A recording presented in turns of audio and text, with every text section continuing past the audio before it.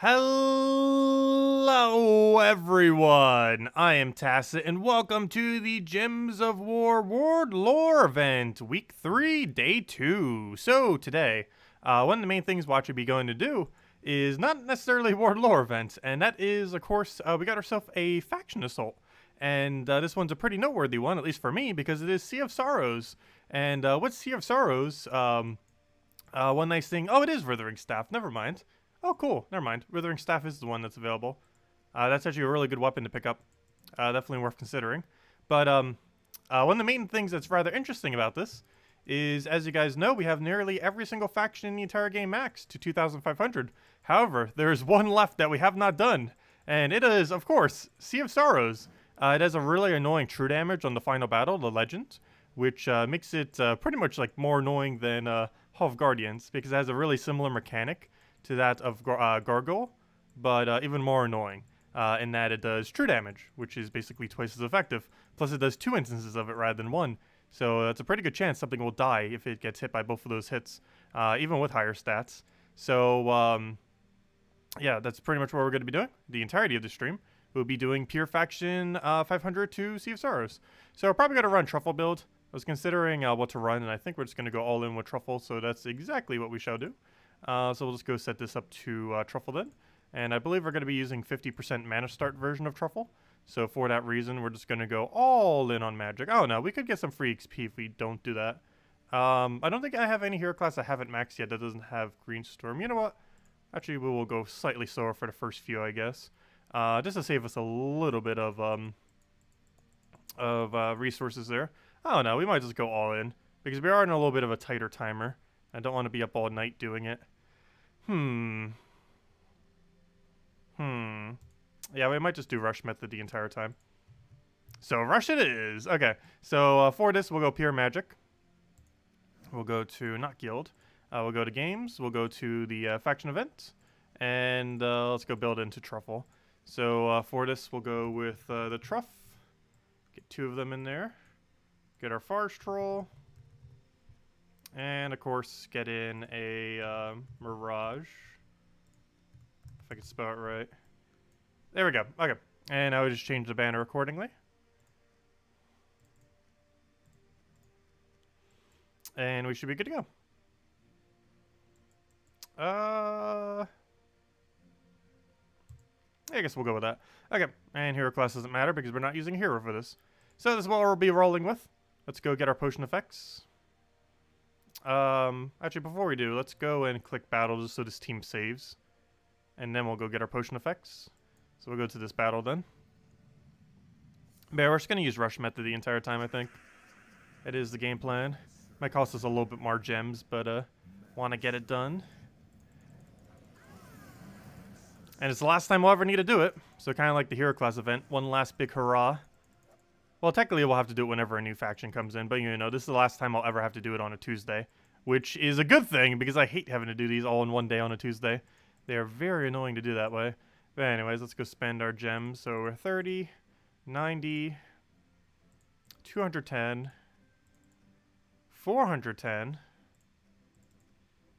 710, the standard 1,110. And then you just decide how many you want of this. So let's see. 1, 2, 3, 4,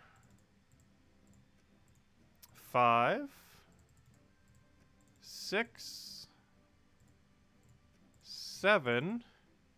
And I believe we're going to need an 8 or a 9. So at 7, we're at... okay, so we'll go to 8. So that brings us to a 2,710. And I might do one more. How many battles we at right now? 38. Yeah, I'll do one more.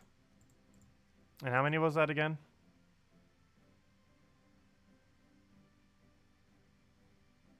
That's 9. Right there. Oh, there's another way to check. See how many stats we have. Is it 49? It should be. Let's see. Fight.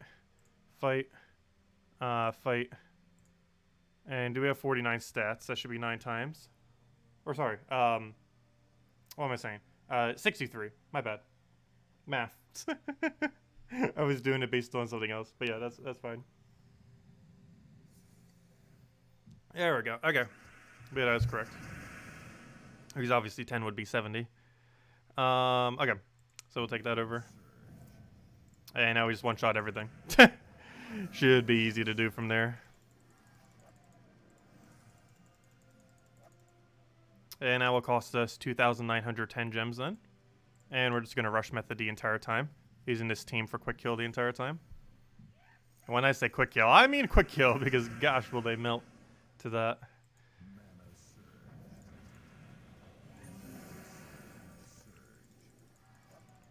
Truffle with over 100 damage is pretty insane. But that's our main goal of this stream. Get Purifaction done. And if it costs us a little bit more, that's fine. Want to be doing this as minimally as possible while we're sick. Been laying in bed like literally all day. Like other than for a few things, I've just been laying down the entire time. Emitter fire up. Took a little bit of decongestant medicine. Didn't go to the doctors or anything. It should heal on its own. Yeah, I'm sounding a bit better. The cough hasn't been as bad, though I've still been coughing quite a bit throughout the day. However, luckily we haven't really been so far to stream. But yeah, we'll see how I am tomorrow morning. But yeah, if I feel good enough tomorrow morning, we'll probably get the video up soon. You know, the normal weekly video. Because unfortunately I still haven't gotten that up yet. But yeah, we'll probably be able to do that and go from there. As long as I'm feeling better tomorrow morning. Not sure if I'll feel 100%, but I'll probably feel good enough to do the video if nothing else. And then things can slowly start getting back to normal. If that is the case, maybe we'll do an Animal Crossing stream on Thursday then. Because I haven't been doing them because talking would be really hard to do while constantly coughing. Oh, and I've just been sipping on hot tea with honey. I think I've gone through like 8 cups. I haven't even been drinking like water or anything. It's literally just been hot tea with honey. I did have 1 water bottle. And obviously there's water in it, but you know what I mean. What do we grab here? We'll take that for now. Get that down. Throw the other one in there.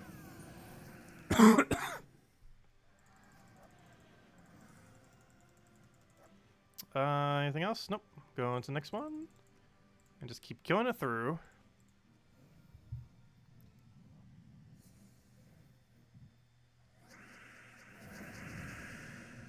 Yeah, okay. Get that down. How old do I think you are? I have not the slightest clue. Statistically, based on my channel, if I say any number between 30 to about 45, I will statistically have the highest chance. But it might be way lower than that. I do not know. But on average, if I guess around 40, I am statistically most likely to be correct. 14, oh wow. Yeah, that's quite a bit under.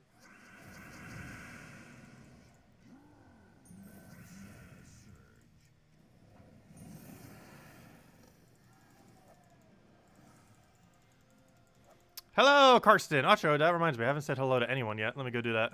So, let me go backtrack. Let's see.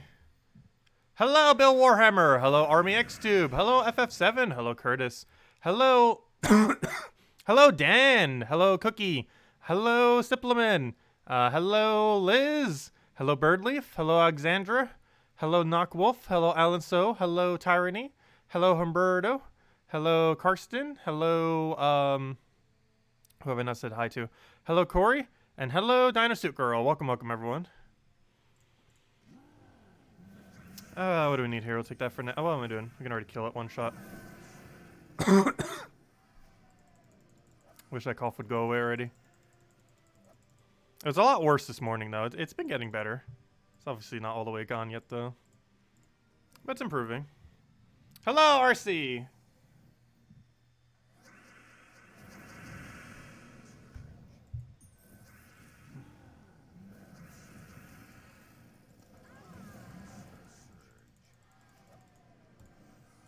Let me through.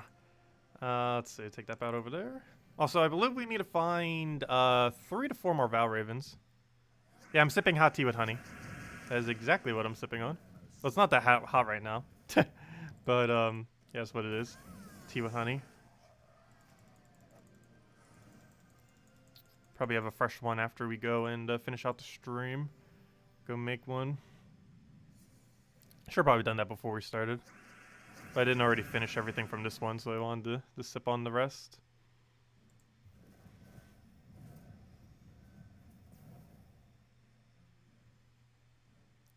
Gosh, we don't have any good move here. I'm just going to pass my turn. Can you not get an extra turn? Of course, the one time we don't want an extra turn, it gives us one.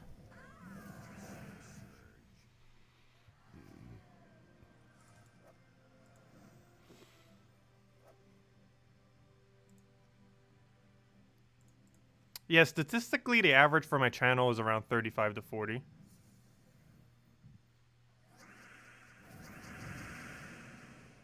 As far as the overall average. It's definitely higher than a normal game. I feel like as a normal game's average would be closer to 25, if not lower.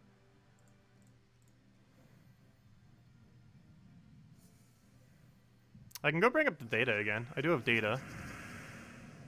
Though the data might be slightly younger as of recently. Because Animal Crossing's player base is way younger on average than than Gems of War player bases. And obviously we've been streaming that quite a bit lately. Let's see. What am I looking for? I'm looking for analytics. Let's see, where's the breakdown? Where is the breakdown? Also, YouTube ad revenue, stop going down. Our viewers are like going up and like everything in that regard. Yet revenue keeps going down or stagnant because of coronavirus. It's a weird mixture to see, but it is how it's going. Let's see.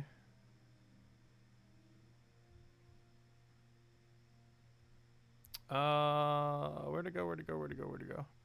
I'm looking for, that's not the analytics I'm looking for. YouTube, why must you make your back end so much more confusing than it already was?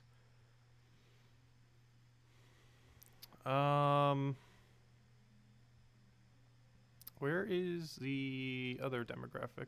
There it is. Yeah, those two are still high. 25 to 34 is 36.1%, and 35 to 44 is 34%. So 66%, over 60 or 70% of my viewer base are 25 to 44. 75% of the entire channel's user base. Oh, hey, also, we finally have enough 13 to 17 for it not to be 0%. It used to be for the longest time, but now it's 0.2%.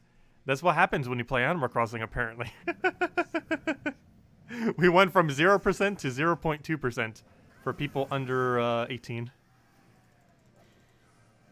But yeah, for the longest time, that has literally just been 0%. It's been kind of funny. But we've broken into the over 0.1 threshold. Or I should say over the 0.0 threshold.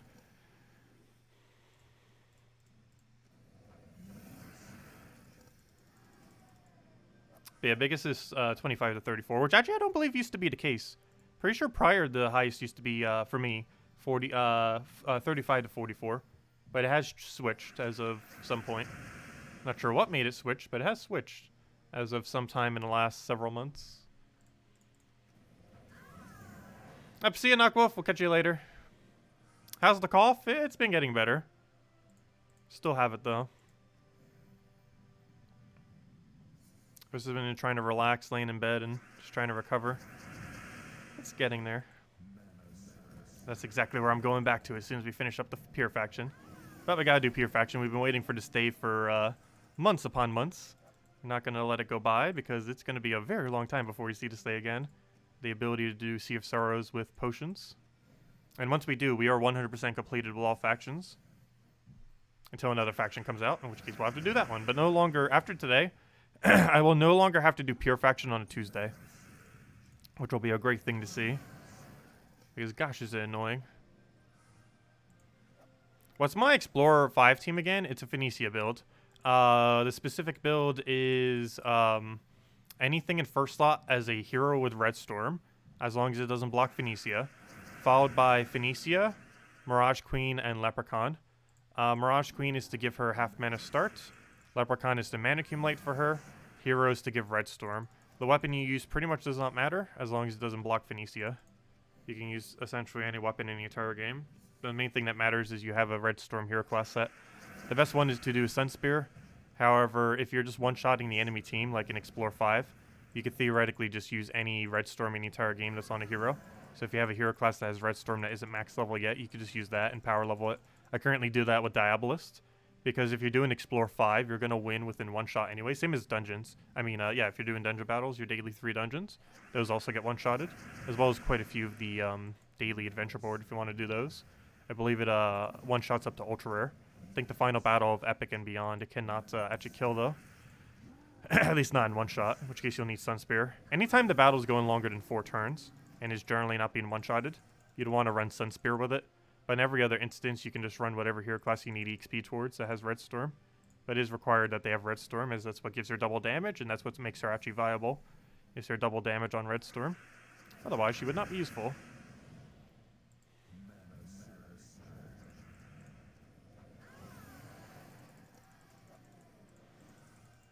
$20 gems in there.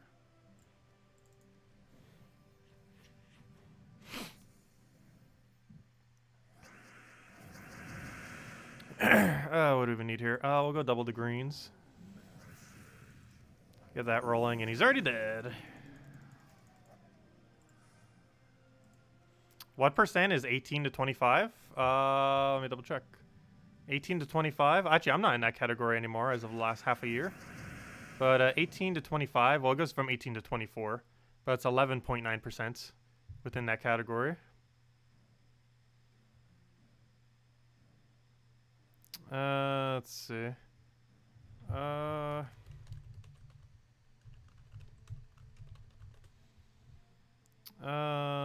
we go. Yeah, it's fun looking over the statistics. Also, 46.6% of people that watch us are not subscribed. How? How's that even possible? That's a pretty big number. That means almost half the people who watch me are not subscribed to the channel. Who are these people? I'm not sure what the average is for that. That seems high. That basically means half the people that watch us are not subscribed to us. Let's see. We'll put that over.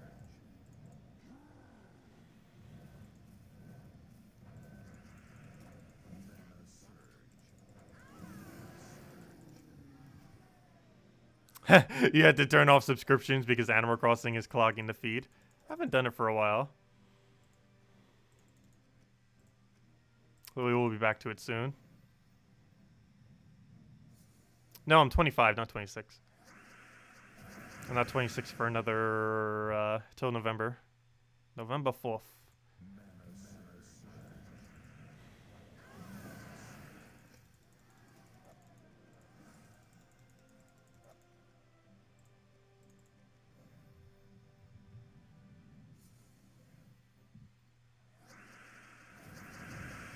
Let's see, we'll throw that down. Grab a green over there, and I'll wipe them out.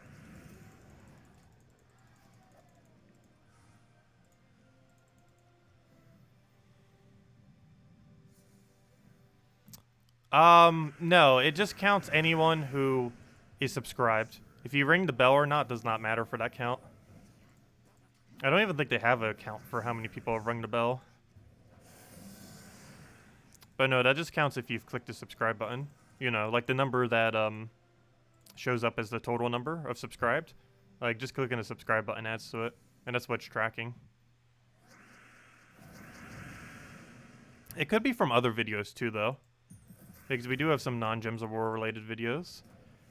Or Animal Crossing videos, you know, like things that are related to neither of them. That we've done a while back. That might still be getting views. And almost every single one of those persons likely wouldn't subscribe. Because the pieces of content that we do generally on the channel is not like that other content.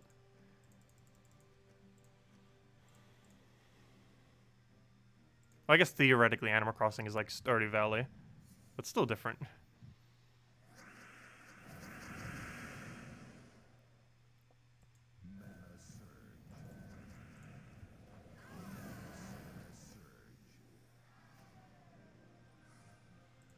What will happen after we finish Animal Crossing? That's a funny joke. You never finish Animal Crossing. It's going to be a year-long project, the Animal Crossing at least. That's a true way of experiencing Animal Crossing. Because after the first year, you tend to run out of things. Not always, though, because they will be actively updating this game. But generally, Animal Crossing has really good replay value for its very first year. But beyond that, while it's still fun to play, you've likely cycled through a good majority of the content. Unless they make some really major patches, there won't be much to do. Or at least as much.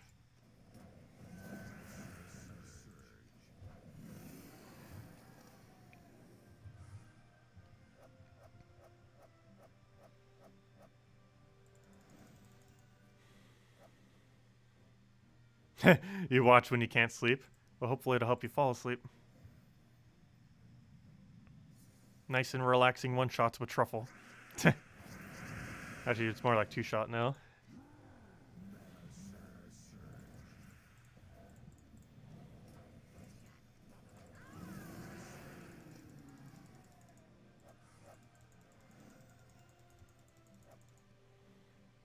But yeah, this year's gonna be a weird year for gaming as well. Just because of coronavirus, a lot of games likely won't be released.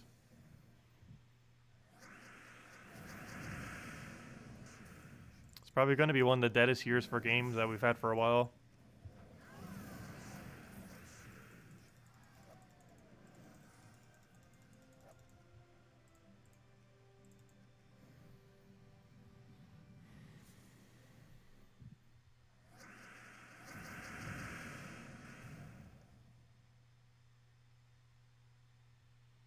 Will I update my age later so it doesn't say 22 on stream? Where does it say I'm 22 on stream? Is it in the description somewhere? I don't believe it says my age anywhere there. Or do you mean on the about page? Because there it might. I don't believe anywhere's on my thingy it is. And if it is, no wonder why I forgot to update it. Oh, on Steam. Yeah, I haven't touched Steam in ages, other than to, like, launch Gems of War. In the last, like, 2 or 3 years, I haven't really played too many other games on it. Except for, a couple indie games here and there. Like One Step from Eden. It was also on Switch, but I figured I'd get it on Steam.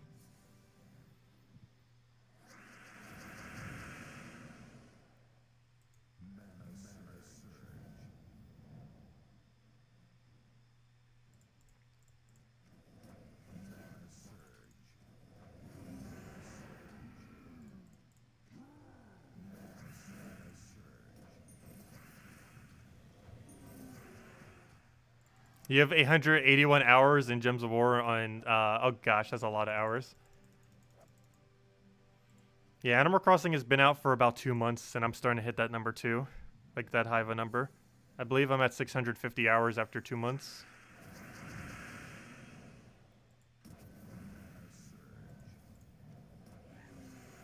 Yeah, Gems of War is really addicting. I forget how many I had in my first few months, but I know it was pretty high.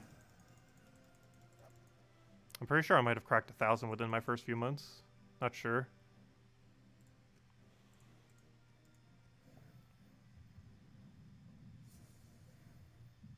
I see you're chatting as Spaz. You just didn't ask any questions, so I didn't really need to answer anything. I thought you were just chatting in general.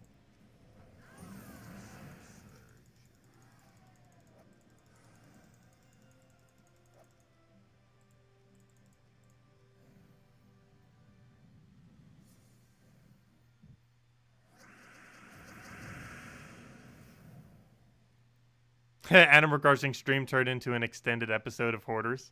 Ta! But yeah, we are starting to get a lot of stuff. Though, I did finally have time to start decorating the house, though. Haven't been able to show it on stream yet. It's starting to look decent, or at least one room is. Still got a ways to go. The only problem is there's so many good items to use. I feel like I'm over cluttering the room. It's starting to look nice.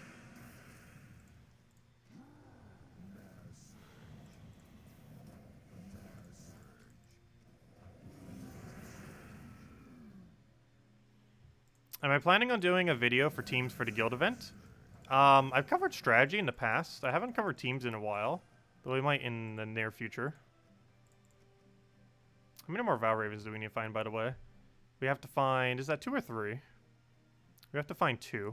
If we could just find 2 Val Ravens, we'll make it all the way with this amount of battles, which we should be able to do. I don't see why we wouldn't be able to.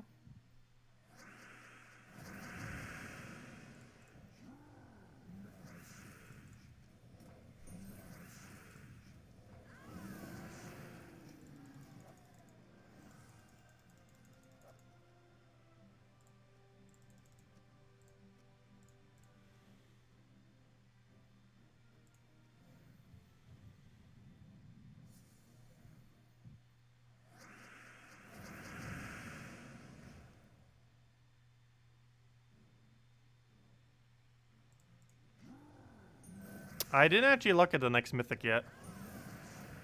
Mostly because it ended up getting changed. Or, you know, one of the ones got pushed back and then another one moved forward. So I didn't bother looking at it yet. Generally, the problem with any troop that's like Shabanu is its chance of missing. Is a liability.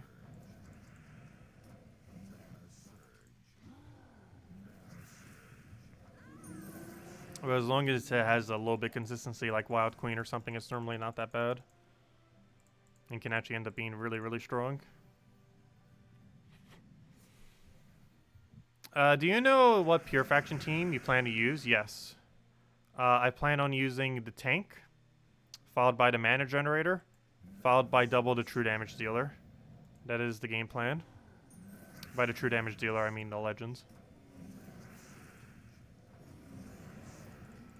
Yeah, the guy with 50% reduction into the mana generator into double the legend is the game plan.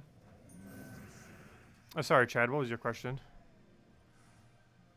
Let's see, again, would Medal of Seasons, Medal of Orf, and Medal of Guard, okay, when doing various battles? And what other troops can you recommend, Legendary and below, to do the events? I don't think I understand either of your 2 questions. Wait.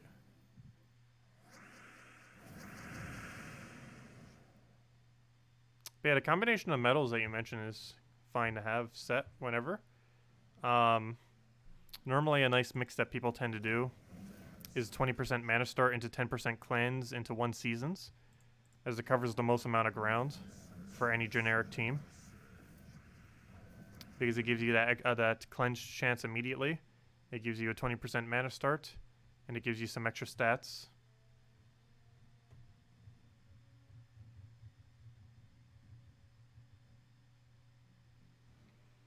Yeah, what event were you referring to? Because every single event uses different troops.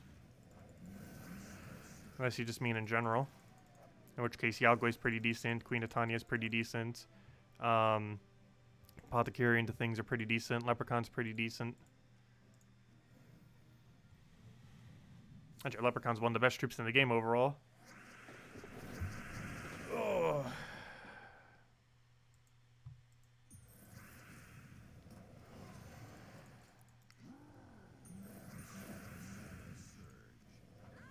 Gosh, how am I yawning?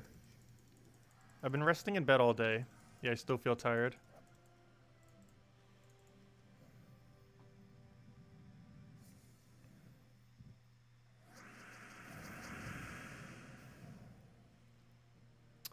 Yes, revenge battles used to give 2 times gold, but it doesn't visually show that you're getting 2 times gold.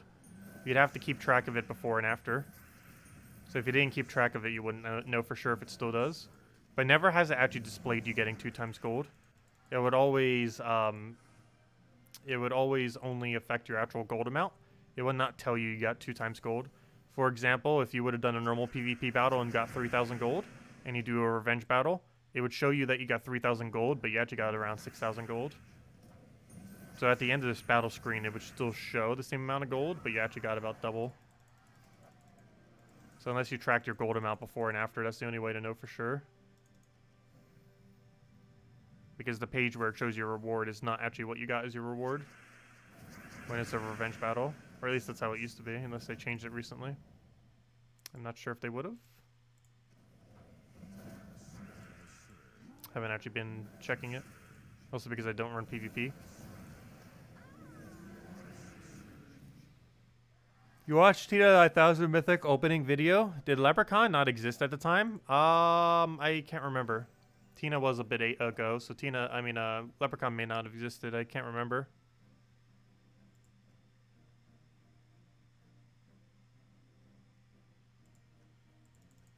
But yeah, the way that Tina 9000 works is a little bit different than how it was first released.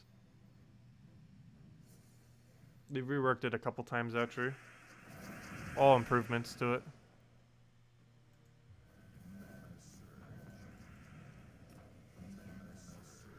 And the only thing they've ever reworked on it is how it targets every single time.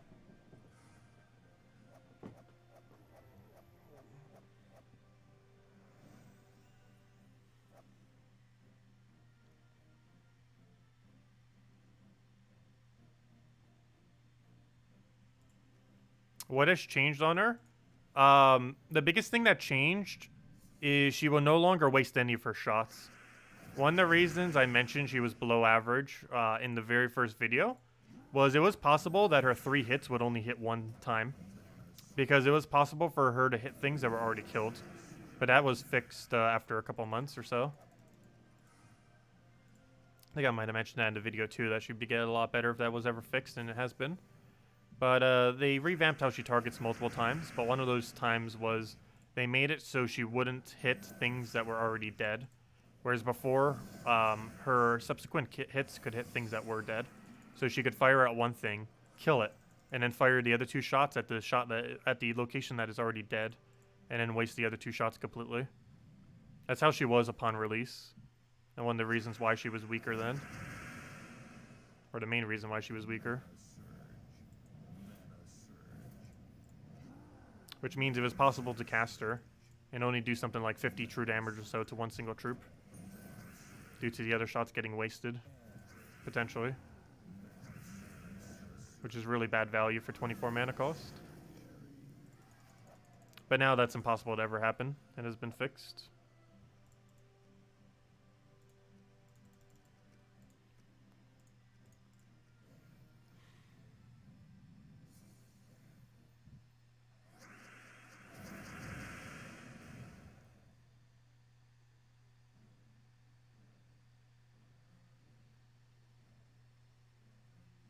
It's not giving 2 times gold anymore. So they might have finally nerfed Revenge. I don't think it was in the patch notes anywheres. But they might have done that in the most recent patch for 4.9.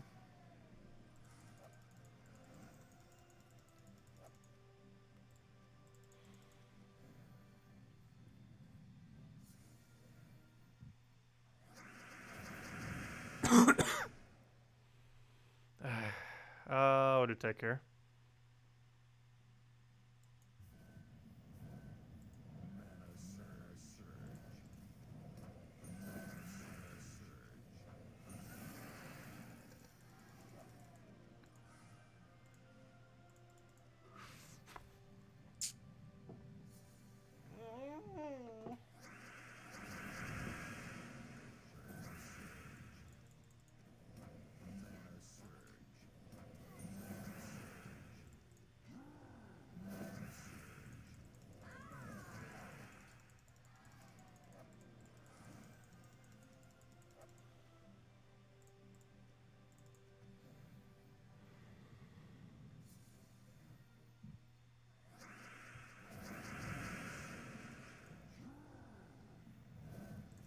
Alright, we don't have any alignment there. We'll stick some manas. Get this rolling. Hopefully it gets full mana out for something. And then they're dead. Oh, we're 1/3 the way there. So we get a little bit deeper, we'll probably hand out a code. And then head to that Purifaction. We're making pretty good time on it so far. How deep are we in right now? We're 34 minutes in. And we're already potentially what is about 1/3 the way there. Of course, it does start getting a little bit shorter, or longer, I mean, as we get deeper. Still pretty good time, though. Though we did a little bit overbuy on the potions and everything, and rush method the entire time, rather than doing some of the earlier battles. Unfortunately, it's not a 3-room rush, it's a 4-room rush. So the extra one isn't that big a deal. And if nothing else, we'd probably get another Valraven out of it. That we wouldn't have gotten otherwise.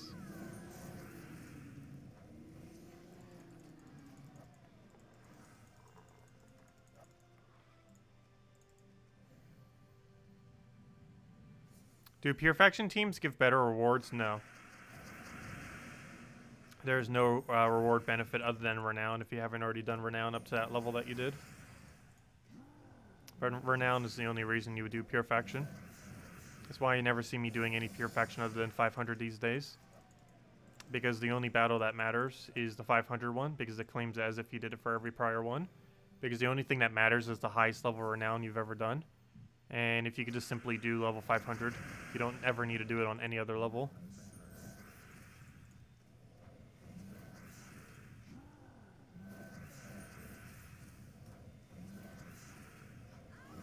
And after today, we will no longer ever have to do this on a Tuesday.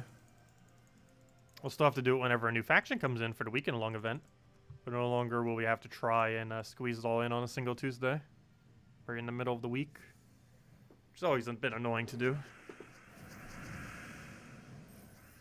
Mostly because of the time at which it falls. And the fact you only get 1 day rather than like 2 or something. Whereas new factions give you 3 days.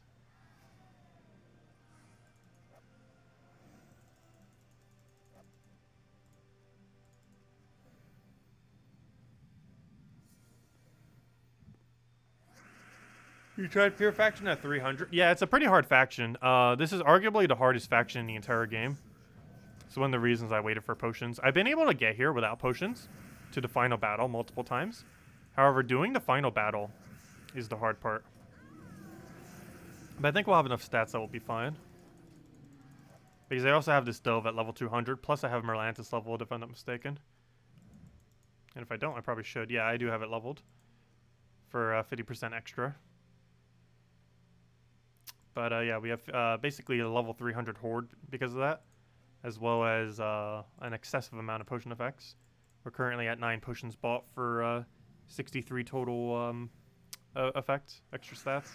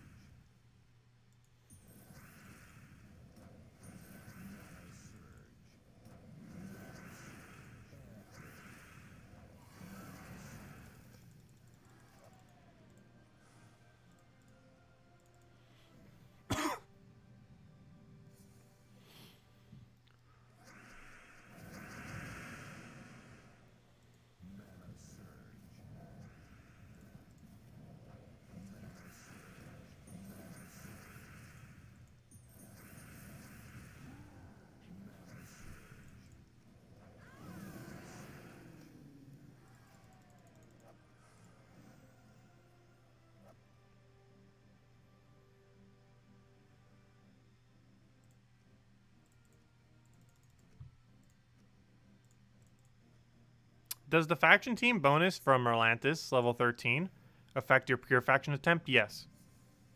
It does. Not by much. But whenever you use 2, 3, or 4 troops from a kingdom, it gives you additional benefit. And they do all count as Merlantis, so they still give you a small bonus. So yes, you would gain a little bit of additional benefit.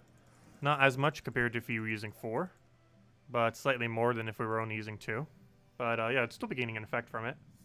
It's not that big of one, but it does give us a small benefit.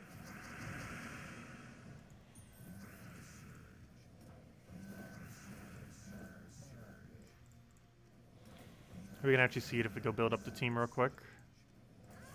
But I'm not going to need to mention it for the video, but I might as well have it made so I can just go copy paste it once we get to pure faction. But it's about what we're running for pure faction.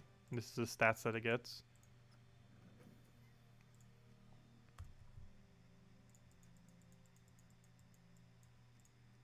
Not what I wanted.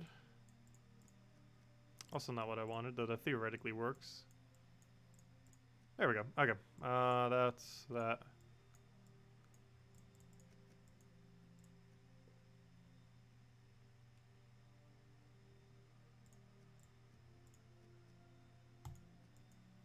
And there's a Sea of Sorrow banner as well. Okay, but that's what we're running. Sea of Sorrow banner with Hammer Claw, Sea Witch, Double Deep King. That is the game plan. And as you can see, we're getting a little bit extra bonus from having these at tier 4. Specifically, this bonus right here has been slightly increased due to the tier 4 from level 13 Merlantis. But yeah, you do gain a little bit of a benefit from it. We also get a small benefit from having 3 unique Sea of Sorrows. The second benefit from having 3 Merlantis, the one that's specifically from level 13 as well as the other levels, from having 3 Merlantis. And these two both apply for 2, these 3 both apply for 2, 3, or 4 from their respective kingdom. This is for 3 unique merfolk, and that's it. But those are all the bonuses we would get for it. And that totals to, what is that? 8 attack, 2 magic, 27 HP, and 12 armor is what it comes out to. There we go. Okay, anyways. Let's go and continue. Not with that team, obviously. Saving that for the really final battle. Other troops this event. You can use Tesla and build entirely around that. You can use Truffle and build entirely around that. You can use Skull Spam, brown-related Skull Spam troops, and build entirely around that. You have access to Apothecary, so using any heavy brown damage source into Apothecary, or filling it with Apothecary would end up working out pretty well. Those are a couple of things that you have to use for this event. Also, luckily we got Valraven, so we just cut it out, Ideally have full mana. And match, or almost match. And now match. If it'll let me.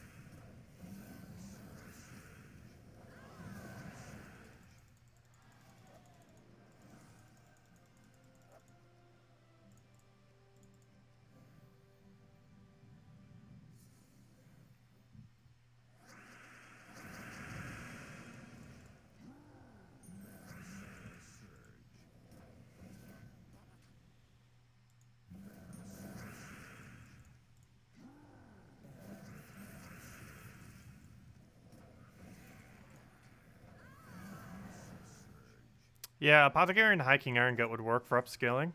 It'd be a little slow for the very early battles, but by the time you reach this area like we're in right now, it'd be pretty quick. Because unlike a team like this that we're using right now, where it keeps getting slower as you go deeper, Iron Gut pretty much the same as the save speed, regardless of how deep you go, for the most part. Just the fact that you're instant killing. Though with how many stats we have from potion effects, it's shouldn't really matter with this team. Because we'll be killing them with like 3 or 4 shots anyways once we get deep. Right now we can still do some of them in 2 shots. But not this one. This one has the high stats. It's probably going to take closer to 3 or 4. Looks like we can still barely get it in 3, but it's eventually going to be 4. Actually, the next delve will actually be 3, I mean 4. Numbers, how do they work? There we go. On to the next one. Getting close to the halfway mark. Theoretically, 300's actually halfway, though. Even though technically 250, 260 or so is.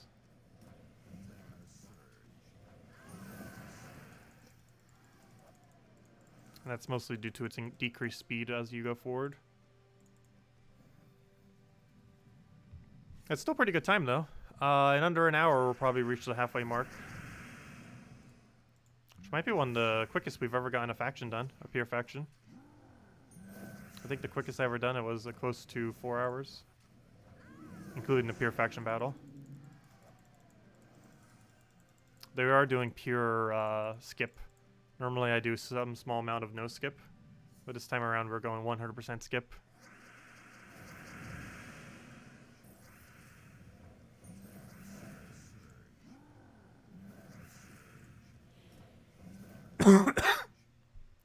Cough, go away.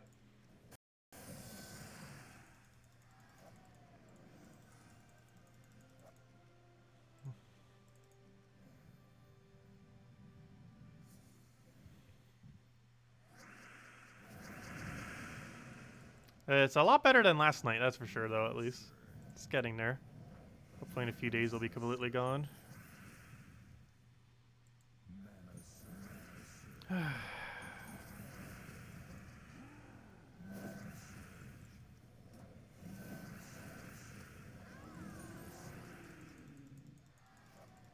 How many potions did we buy? 9 for 63 stats. Mostly because we did rush method the entire time.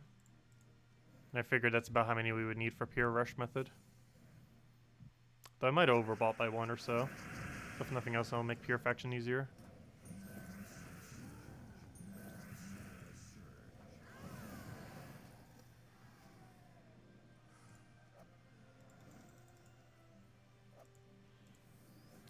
The amount you would need depends entirely on how much you skip. The less you skip, the less you would need. But generally it ranges from about 5 to 10 tier 7s. I mean, yeah, the last tier. Yeah, tier 7s.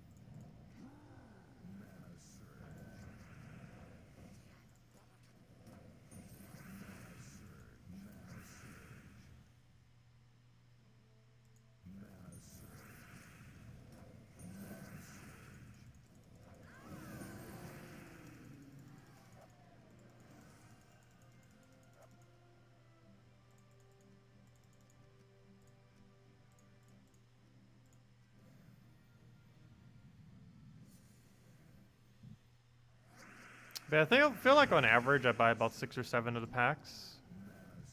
But I bought a bit more just because we're skipping the whole time. Which ends up changing it slightly. Let's see. Onto this.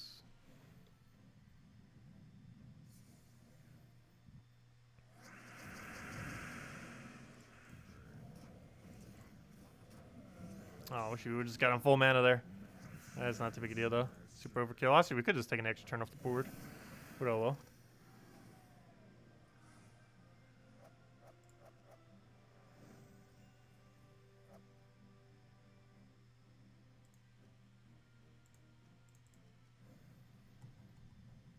You mean full clear as you did every single room?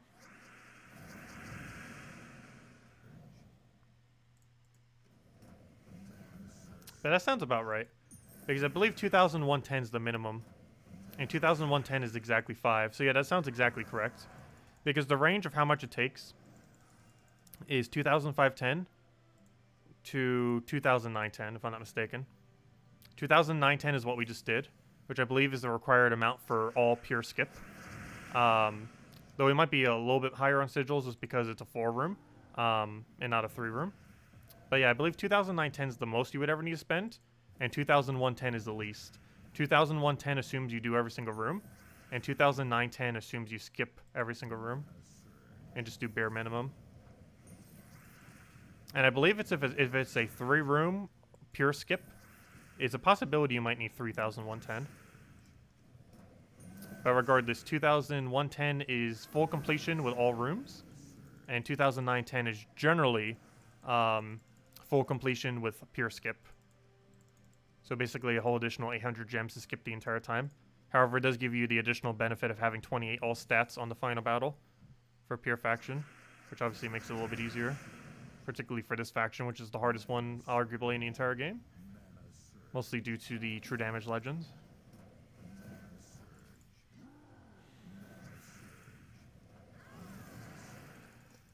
It's not going to look that hard when we do it, though, just because we have so much potion effect. Or at least it shouldn't. It did while we were trying to do it with no potions, that's for sure. Which I actually did during our 24-hour stream the other few weeks ago. And we did our big, massive stream. Also, we haven't done a variety stream since then. We might do one at some point again.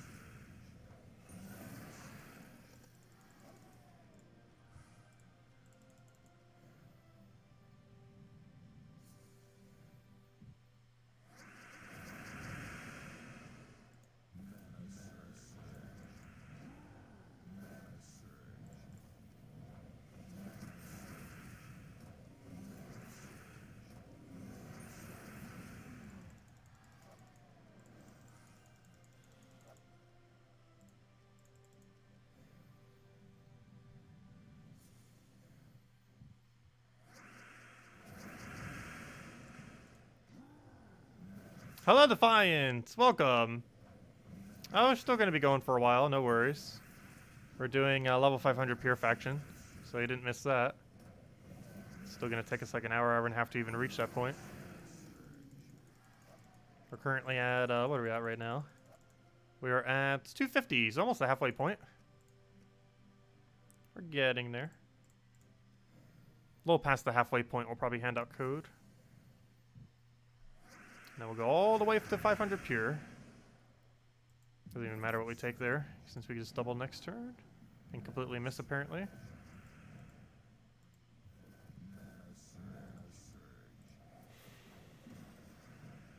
I normally start skipping rooms anywhere from 100 to 200. However, I wanted to get it done a little bit quicker today. So we did pure skip.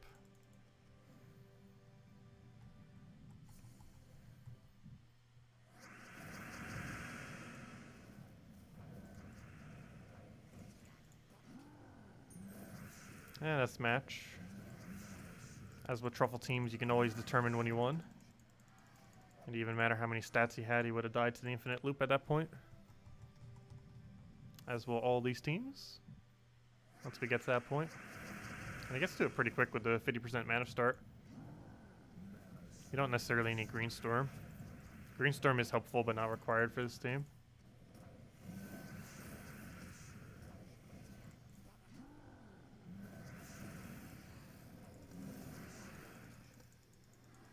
How many more factions are there still left to be introduced? I believe 10, right? There's one per kingdom. And there's, what, 24 right now? So I'm pretty sure that's 10 more. 9 or 10 more. Where is, No, there's currently 20, so there's about 14 more to be added. 14 to 15, because there is a possibility they might eventually add a new kingdom. And that new kingdom would obviously get a faction at some point. If they ever were to do something like that. As well as a new hero class and all that. Please give us elemental hero class. But yeah, there's 14 more.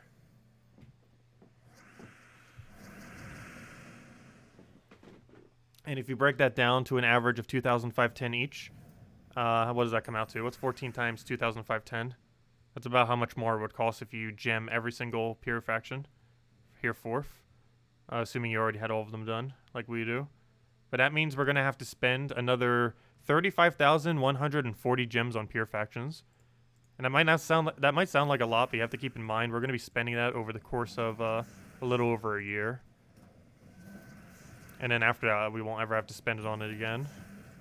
And theoretically, you cannot spend on it. And try doing it without it, but it might require a lot of gold for treasure upgrades to do a kingdom without it. So some people have done a kingdom before at, or you know, doing pure factions at level 100 with no other effects, no potions, no nothing. It is possible. You just have to get really, really lucky. It takes a lot of attempts. There's a couple of them that can be done like that, like Crypt. Hall of Guardians, we theoretically did it too, but we got it to 200, not 100. There is footage of people doing it at 100. Just takes a lot of luck. A very high amount of luck.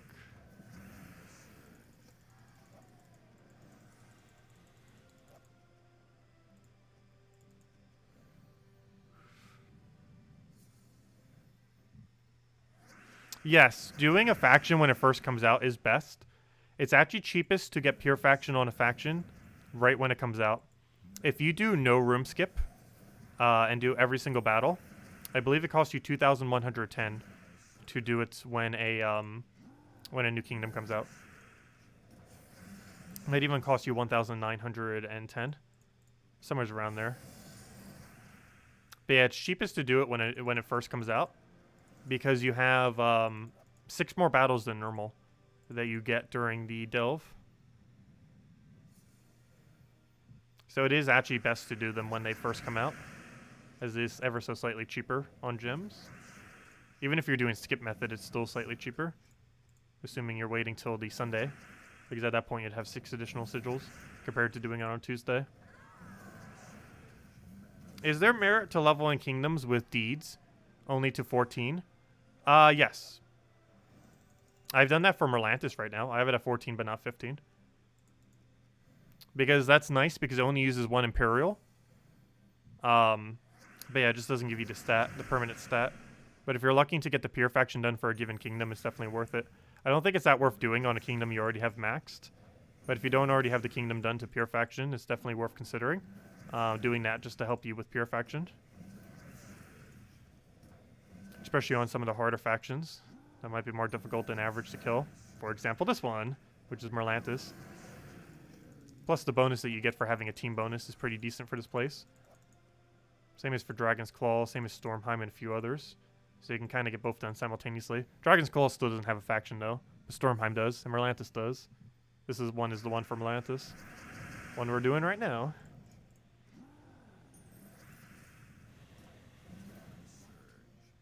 I really do hope we get a cool faction for Dragon's Claw. I hated the storyline for Dragon's Claw, so I hope the storyline for Dragon's Claw faction is better.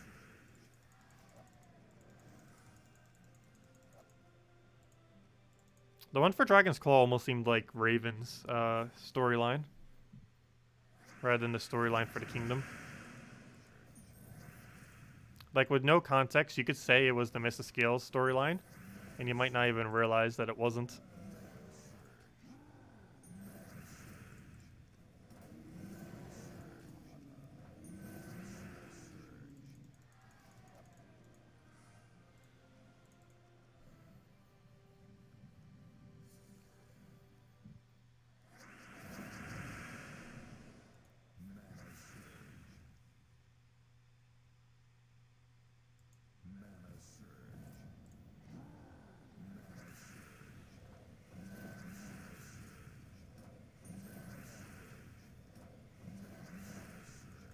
There we go.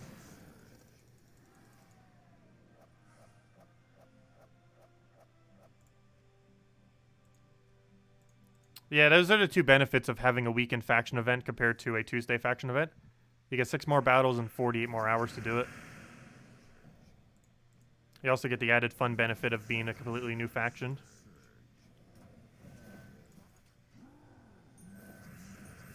Rather than one that's already been in the game for a while.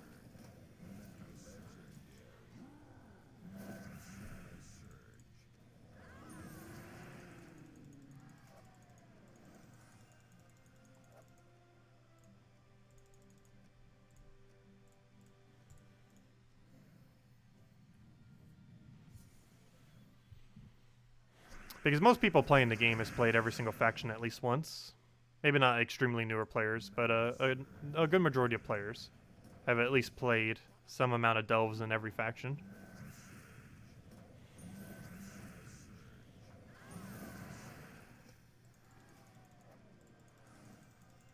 Whereas new factions have that distinct benefit of being something you've never played in before, even though they all have a rather similar premise. Still new enough to be interesting.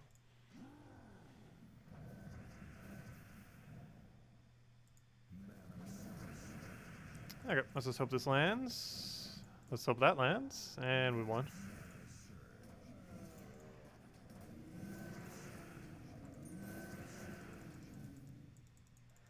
Yeah, some people don't play delves that much, or if they do, they like spam the same delve, like City of Thieves, just to gain loot off of level 20 off of it. I did it on my Switch account, though barely any factions existed, so I just did Hall of Guardians at the time. But I just stuck at level 20 and just farmed. I never really bothered going high on any faction. I just camped them for their loot.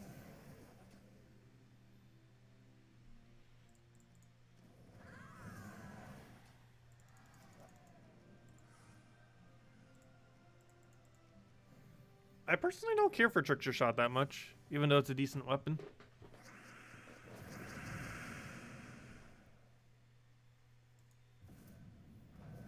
It's like magic-based Mang, but I feel like it's very versatile.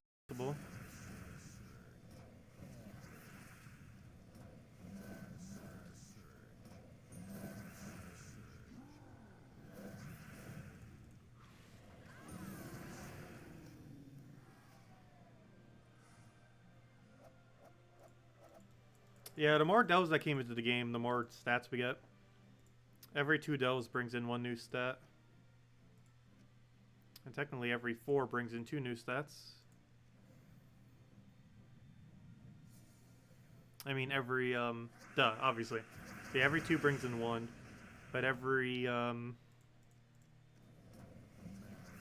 would the margin have to be? Every 8 brings in 2. Or it brings in a whole additional 1, I should say.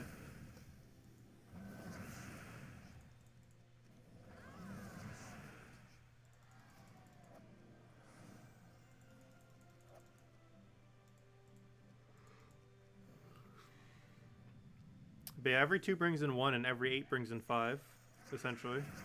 New stats into the game.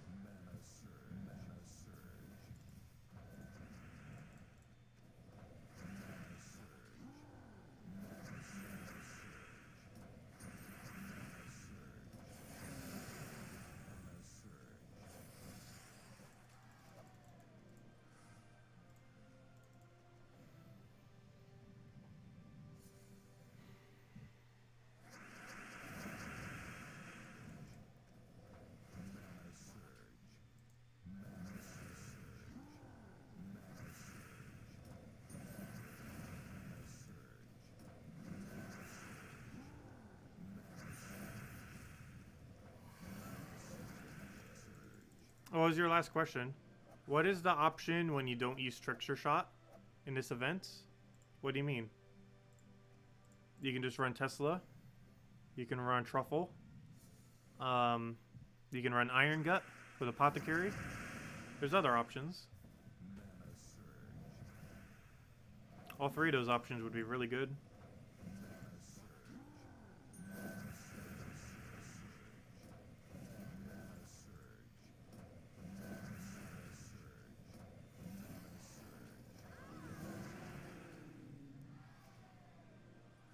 Essence of Evil would be pretty good.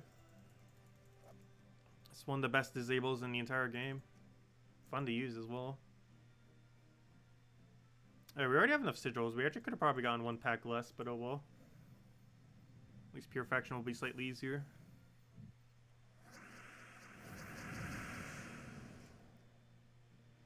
Gosh, our board's still bad for going on. I don't even know if I want to cast. That still worked. Surprisingly.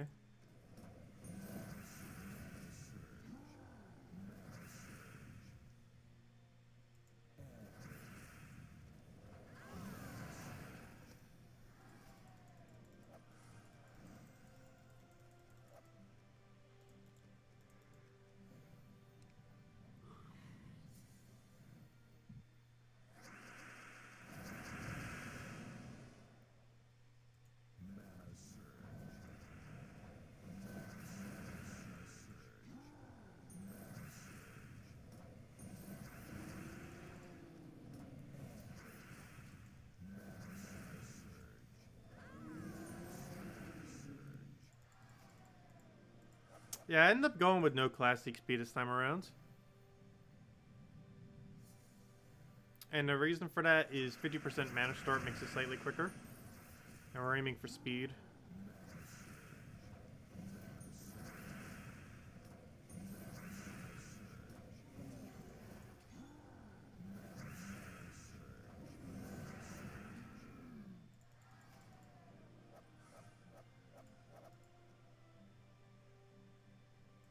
Oh, you meant for the World Lore event. I thought you were referring to this faction event. My bad.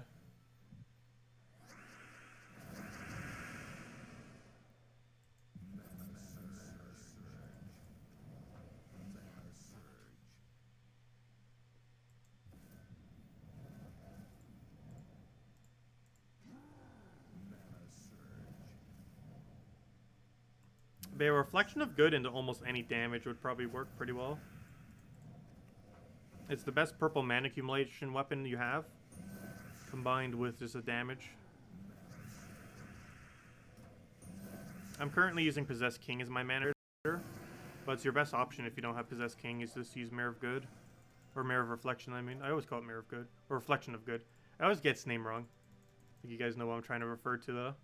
But Reflection of Good is the best mana accumulation method you have that isn't Possessed King.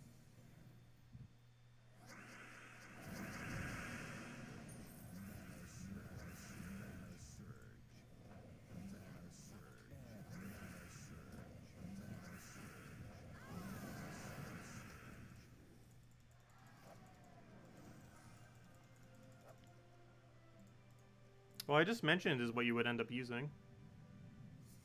We'll be covering team videos probably tomorrow. I don't know, like, excessive, like, particular 4 times specific ones off the top of my head, though.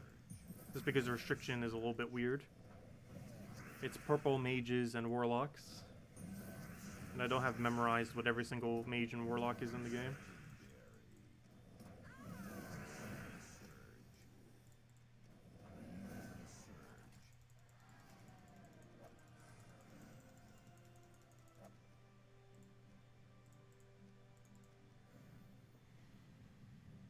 You took a 2-year break from the game and you're looking for advice, what you should be working on in the game besides unlocking all the new factions.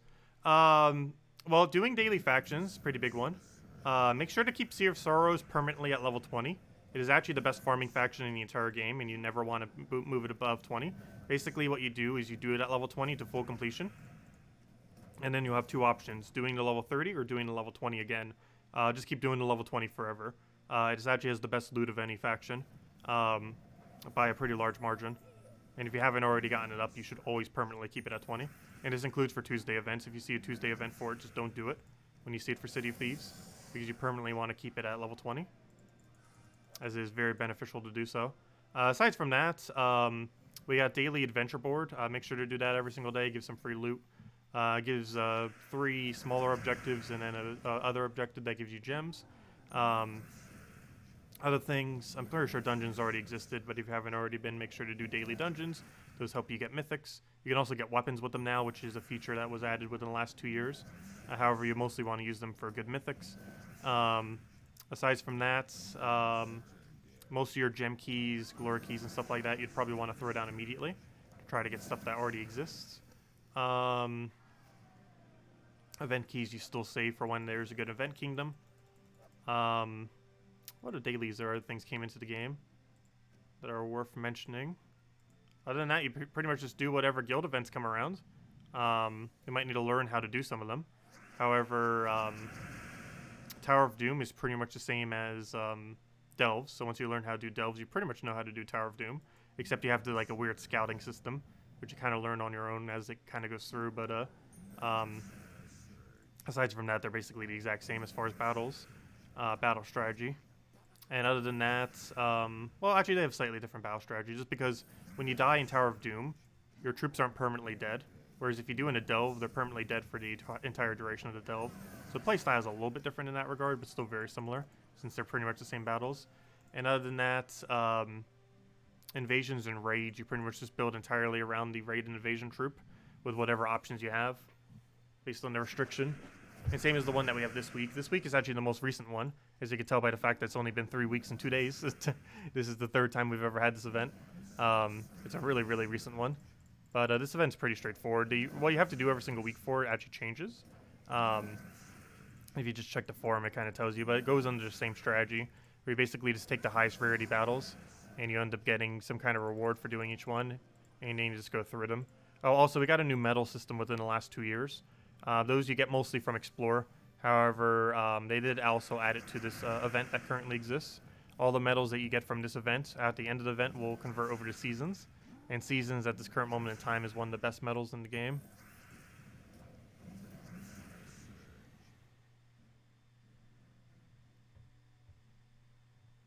How to increase the animation effects to 4 times. I'm not sure where it is on console, but you go to Settings.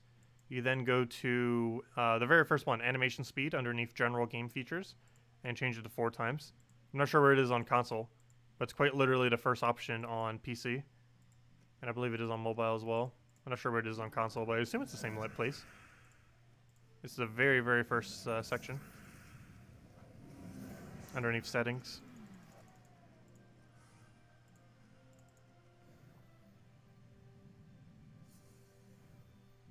Yeah, there's a lot of stuff that happened in the last 2 years. Particularly 2 years ago. Or, last year. Last year had a lot of huge changes. This year, not as many. In combination from coronavirus and just the fact that the big 5.0 patch hasn't happened yet. But last year had probably the most amount of major changes we've ever had in the game.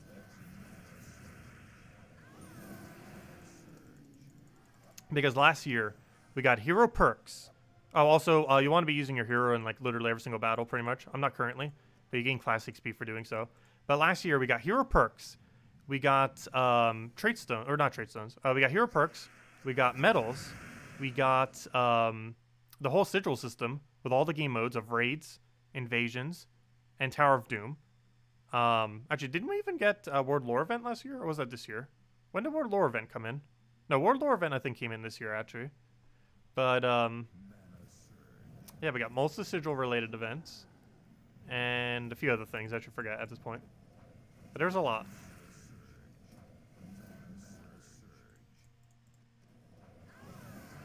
And we'll have to see what 5.0 brings, which we'll know more on soon.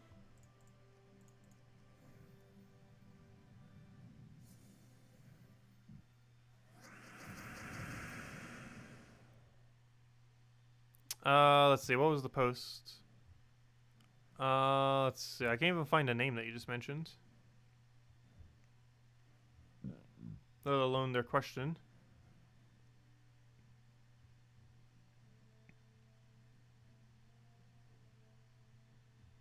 Let's see. City of Thieves, not Sea of Sorrows. Yeah, City of Thieves is the best one to farm. Not Sea of Sorrows. Did I say Sea of Sorrows? My bad if I did. But yeah, City of Thieves is the best farming faction. And that you should permanently keep at level 20. And whenever an event happens for it, you want to make sure not to do it.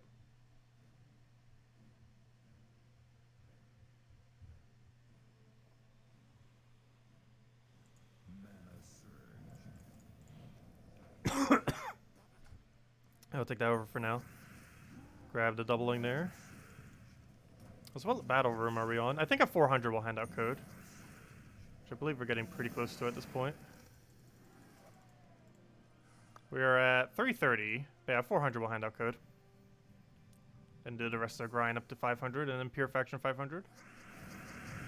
Also their stats are starting to get scary high. It's gonna be annoying for the final battle.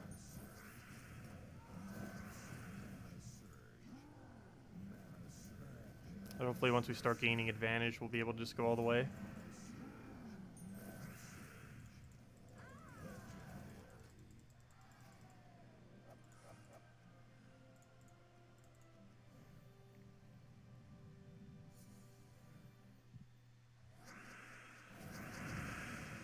Yeah, the UI for the game looks a lot different back in the day.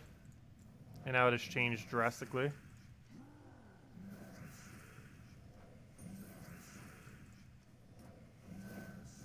It's definitely gotten overhauled pretty heavily. Like, it almost doesn't even look like the same game anymore. There's been so many changes. Like, if you played the game 3-4 years ago, and you look at it now, while you'd still kind of be able to tell it's the same game, like, it'd be hard to. Like, they are that drastically different. How visually different it used to look. In so many aspects. But some things have never changed, like the troop art and spell art and stuff like that have always stayed the same. In beta, before the game ever launched, it was slightly different for several. However, there's only ever been one troop that has visually been changed. And that was Frost Mage? Or what was it called? That one, Frosty Ghost from Stormheim, is the only troop in the entire history of the game that has ever had its graphic changed. At least since launch. There were some that got it done prior to launch. But as far as launch is concerned, it is the only one that ever has been changed.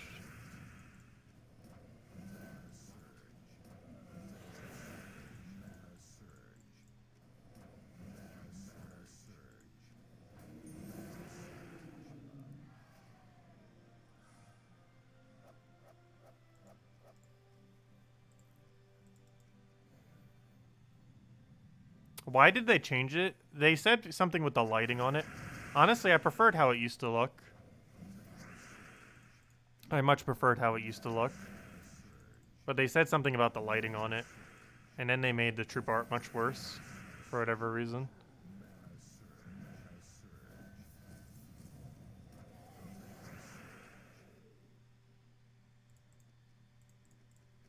Lucky sevens.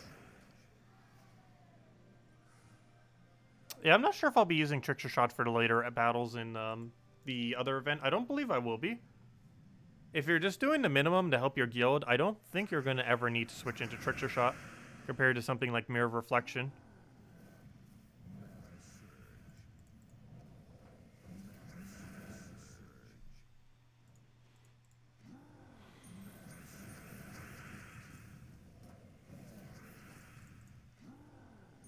And it should be match.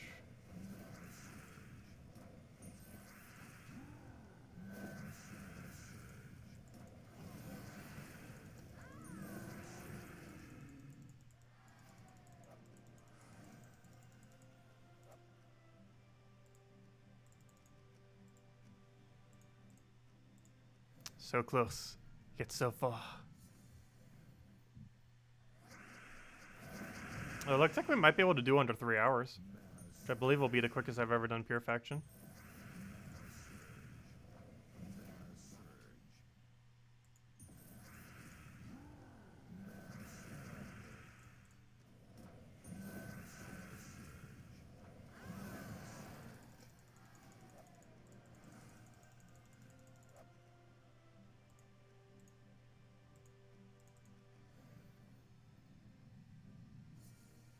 You think I need a to-do list? In what regard do I need a to-do list?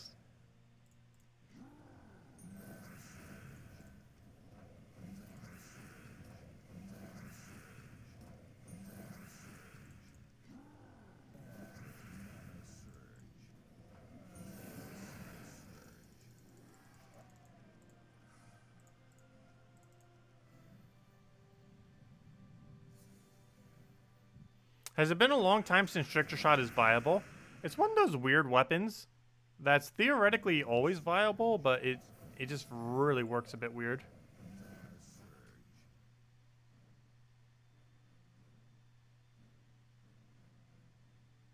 Hey, you're ready to donate again, but you need the thing fixed. Yeah, I've been meaning to. I do want to do that very, very soon. I want to change my alerts to a different program. And I just haven't gotten around to that. I really need to, though.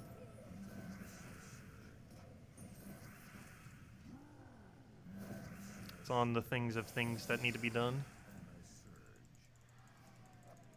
I'm aware of it. I just haven't gotten around to it yet. Need to soon. My first to do.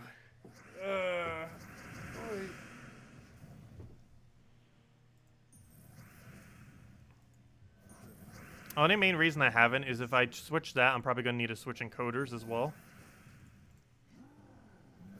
And that's going to be a whole process. Like, switching the alert system probably wouldn't be too hard. But switching both would be a little bit more annoying. Because right now I have them both integrated together.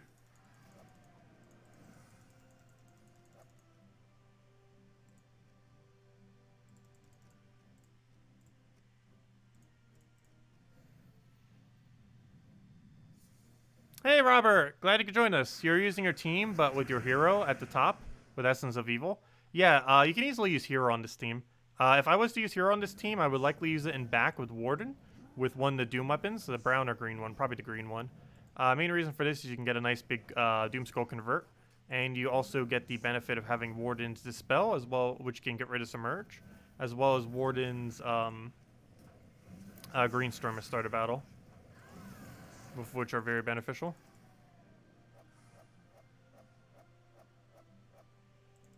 Yeah, I think it's been a couple of months since I've donated a donation list. I still have a full list on my breakdown of every payment thingy that we've ever gotten. So that won't take that long at all. Actually, that'd be the easiest of everything I need to do in that regard to go do. Because it tracks all the way back through the entire history. Like, it has the history for years back. I say I need to update it with all the ones that are missing. Which will be done soon, TM.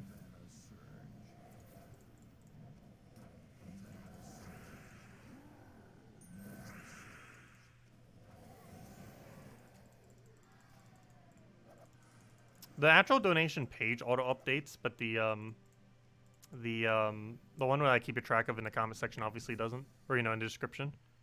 That one has to be manually changed. I just haven't manually changed it for a while.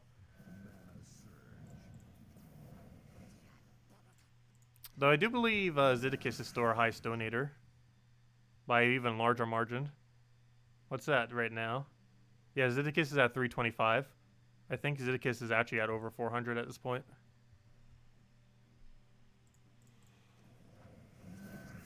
Speaking of Zeddicus, Zeddicus hasn't been around for a while. Hope all has been well. Though he does lurk a lot as well on some streams.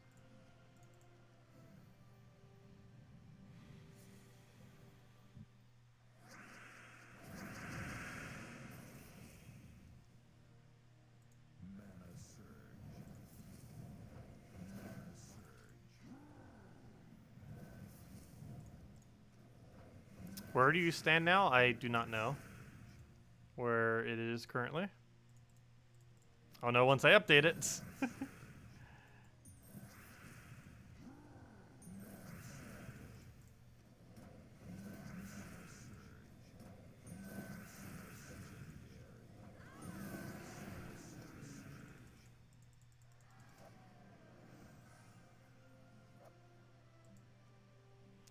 There was technically a troop that got its art changed about a year and a half ago. Phoenicia, I believe it was, or Suna, one or the other. However, it was changed before it was ever added to the game. So that doesn't necessarily count. Because it wasn't already in the game when it got its art changed. It got its art changed prior to being introduced into the game. Which is a little bit different. In the case of the of that one Frost Witch thing, she was added to the game with a different graphic and then changed at a later time. Phoenicia or Suna, or whoever it was, got its graphic changed prior to it actually being added to the game.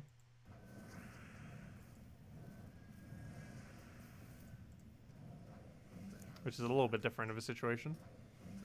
How do people get millions of points in bounty? You just use 4 bounty troops the entire time and just use a lot of sigils.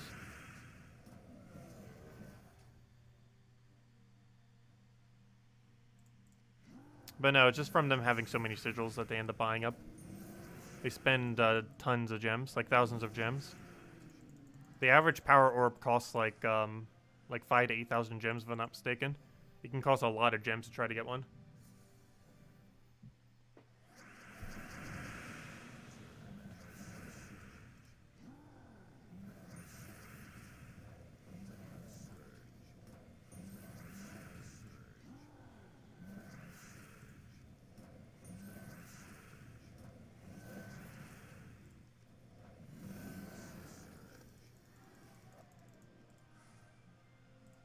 Though, of course, you can still get power orbs by alternative means.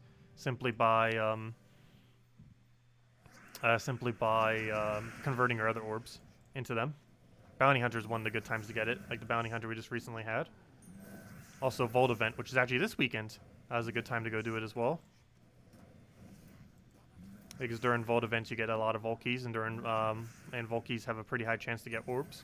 Those orbs can then be converted into power orbs eventually.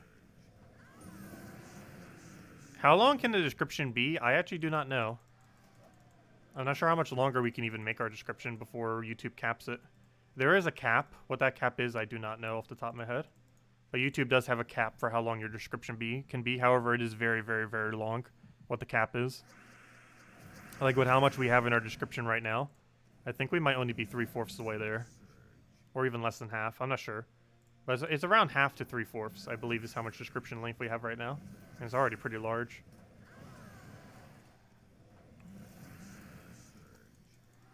But I do not know off the top of my head what that limit is.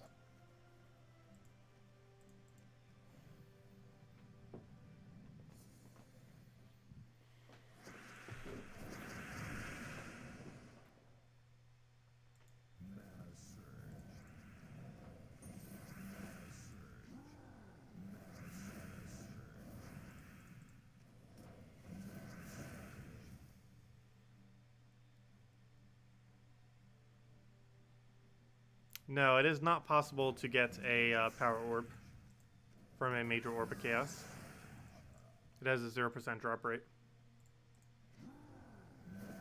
I do wish it was a possible drop, but almost to a degree I also wish it wasn't, which it isn't. Mostly because, could you imagine how weird RNG would be in the game if it was possible to do that? Just the fact that you could randomly just get a power orb.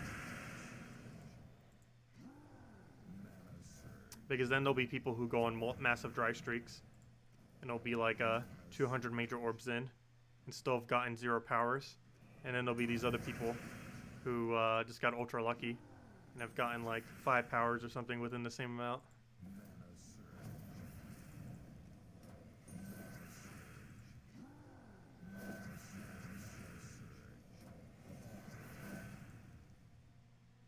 Oh, what team were you mentioning, John?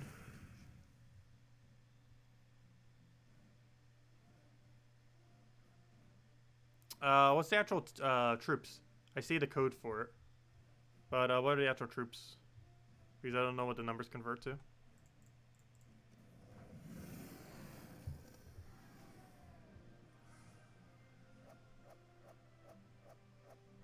Oh yeah, I'm perfectly happy with the new laptop. And yes, I did end up getting an MSI.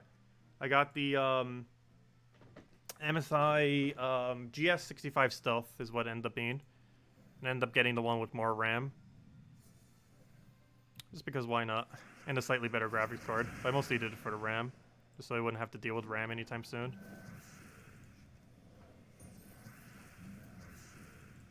It also has a really weird internal that makes it annoying to try to switch it out anyways.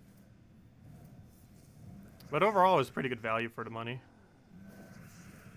And since I was able to take it off for taxes, I believe ultimately its final cost came out to about $1,800. Since I was able to write off all the taxes on it. Which is still a bit pricey. But it will last for a very, very long time.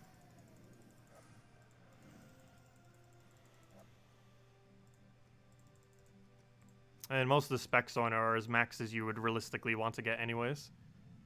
Without just going into absurd amounts of monies.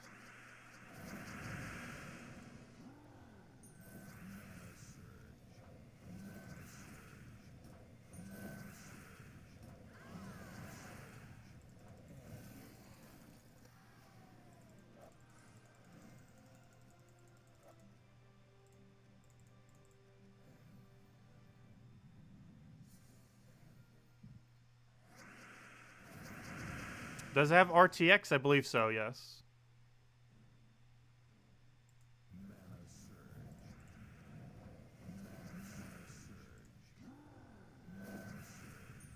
Let's see, we'll throw that down.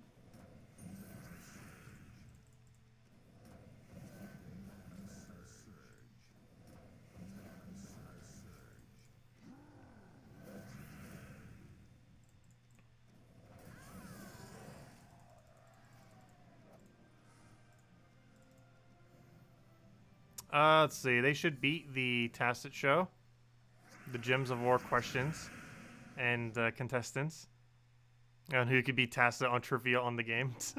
There's quite a few trivia questions I probably wouldn't know about the game. Mostly the lore stuff. Well, I know quite a bit of it. I'd probably still be rusty on it, since I had most of the quest lines I've read ages ago, like when the game first came out.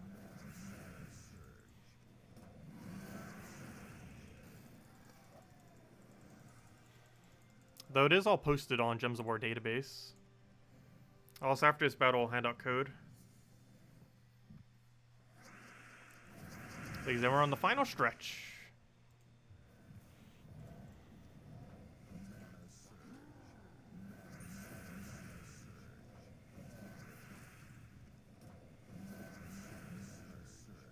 Yeah, that's one interesting feature that this laptop has that I still haven't used yet.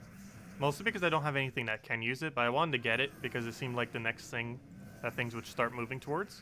But it does have a Thunderbolt port, 3.0. I don't have any devices that currently use it though. But it seemed like a decent thing to have for future-proofing it. Anyways, I need to go give out code. Let's see. I have a friend that uses it for a couple things. I just don't have anything currently that would really need to use it. It's basically like the next step above USB. What am I looking for? Where's the Cody thing go? There it is. Oh, I don't have it marked though. I believe it is this one though. It's either this one or the one below. Apparently the one below. This was the one I handed out last night. Well, technically we handed out two the other night. There we go, there's the one. That's the one I'm looking for. Copy, copy. Here it goes, go. There you go. There's a redeem code used on gemsofwar.com. Remove the game code section. Your invite code can be found underneath your settings menu. Redeem code's right over there in chat. It gives the same reward as always: 2 treasure maps, 1 gem key, 200 souls, and 2,500 gold. A Thunderbolt Pult does most of the same things that a USB can do, but it has a little bit more usage in that it's even quicker. And you can basically hook up graphic cards and other similar things to it without necessarily having to go internally and change it all out. You can actually end up plugging in there and they'll just run off of it.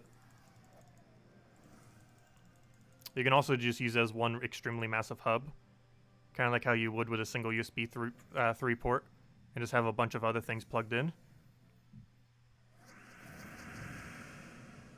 But I haven't really used it for much yet. Also, there's not too many devices that even do use it currently, but there will be in time. It's still rather new technology. If I'm not mistaken, it came out in the last 2 or 3 years. But it's likely the next step for USB 3, or you know, for USB forward, going forward, is Thunderbolt ports.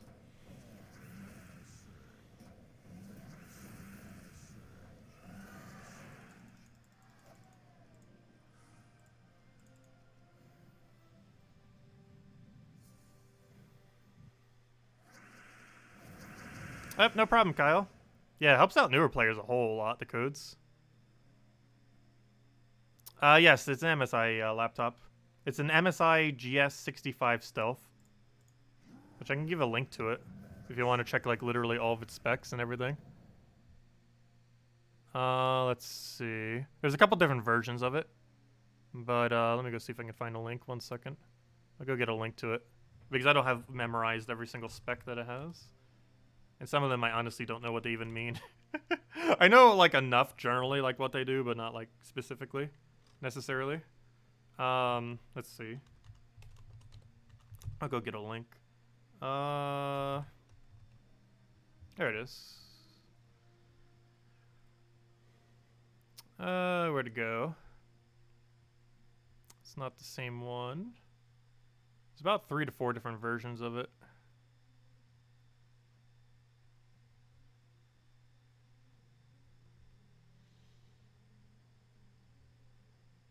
Let's see.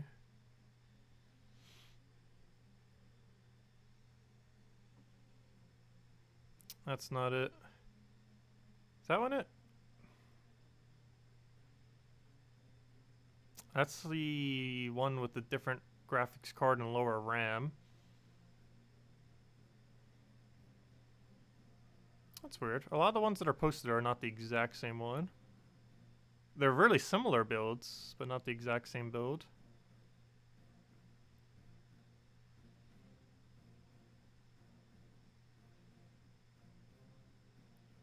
Let's see.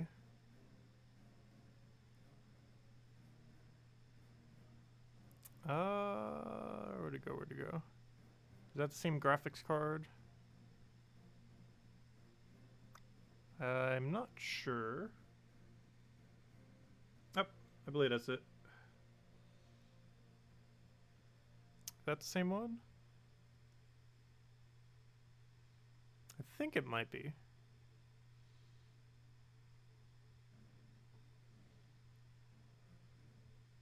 So many different specs. Gosh, how many different versions of this thing is there?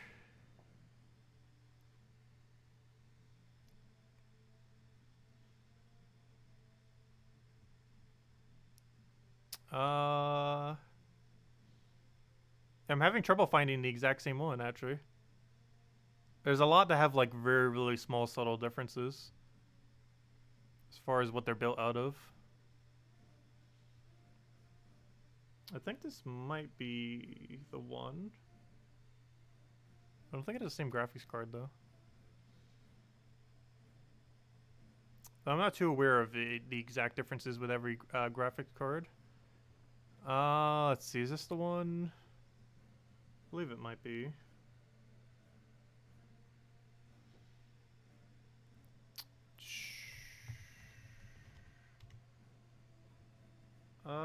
Yes, I believe this is the one. Actually, it's 1,500 now. Or at least at this website anyways.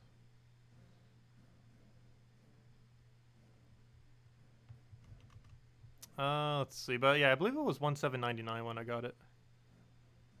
This was, what, 7 months ago?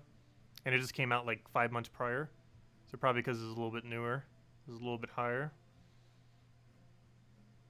But I believe these are all the same specs. I'm pretty sure. But it's like right here.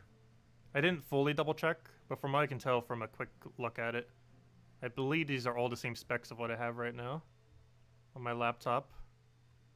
Sorry about that. There we go. Anyways, back to what we're doing. But yeah, I believe that's the one. If you're interested in every single spec on it. I'm not sure if that's exact, but from what I could tell, that does look very similar, if not exact. I didn't realize there was that many different builds of it. There might be one or two parts that are slightly different.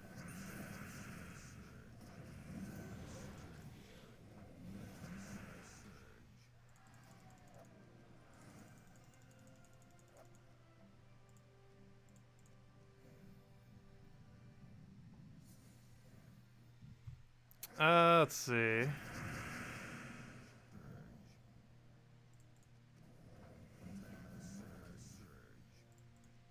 Tacet to do tab somewhere's on the Discord. I know most of the things I need to get around to, just haven't gotten around to it.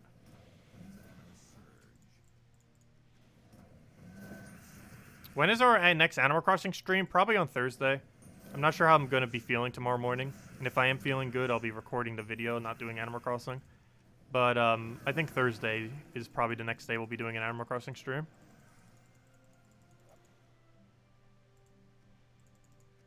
But right now I'm just trying to rest as much as possible to get this all away as quickly as possible.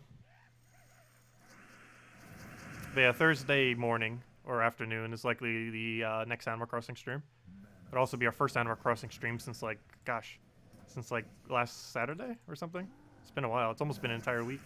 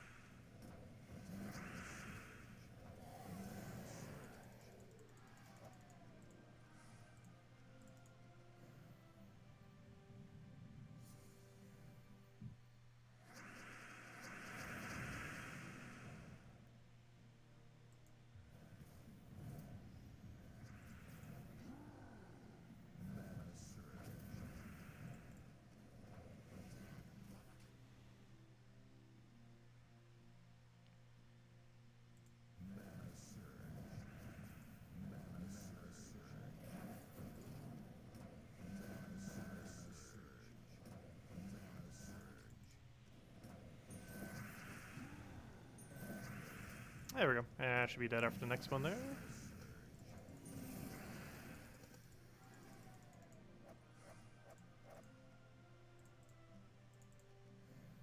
How much gold to get your treasure hoard to 10 in a delve?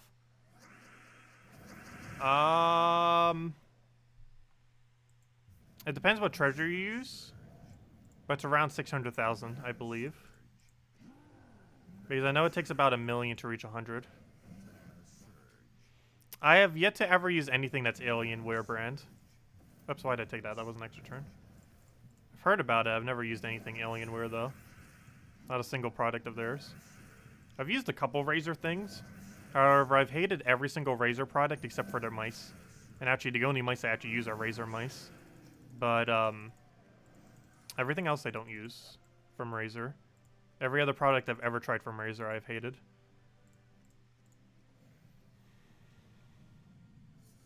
But I like their mice. As far as Alienware, I haven't tried anything from them. Quite a lot of their stuff just seemed a bit too pricey for really similar specs.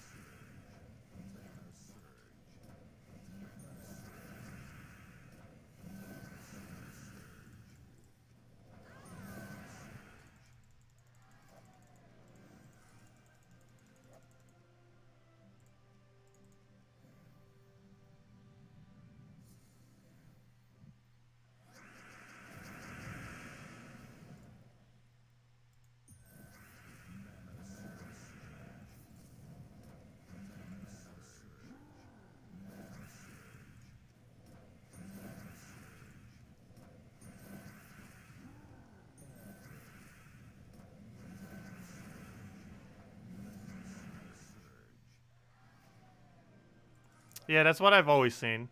Alienware is just more expensive for almost the exact same thing. I haven't really seen an instance where that wasn't the case. It almost has like the Apple effect, where it's like a really overpriced for the same things that you can get for cheaper on something else.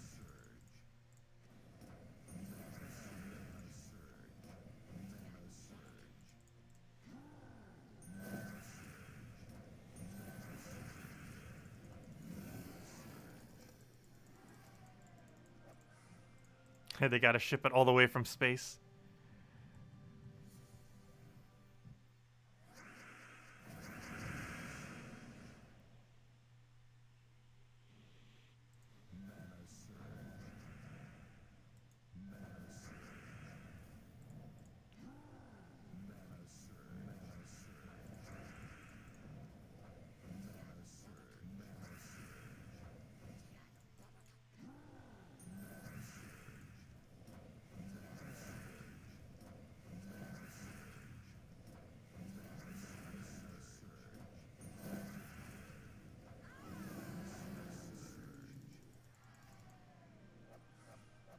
Does Dell actually own Alienware?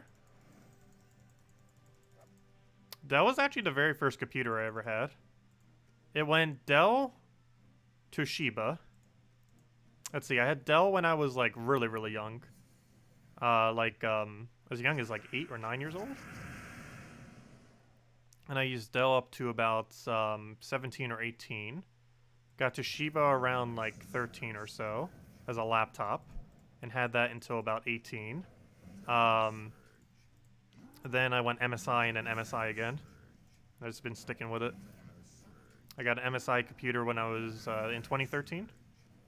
And that's the old one that I still have to this day. And then we got a new one last year in 2019. Which is the current one that I'm using literally right now. Well, theoretically, I'm using both of them right now still. The one we're actually streaming off of and playing the game off of is obviously the new one.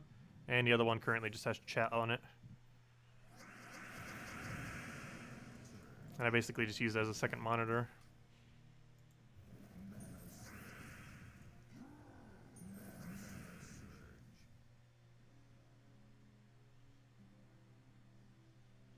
Do you have statistics of how many interactions you have in average per video? You mean like how many people commenting during a stream?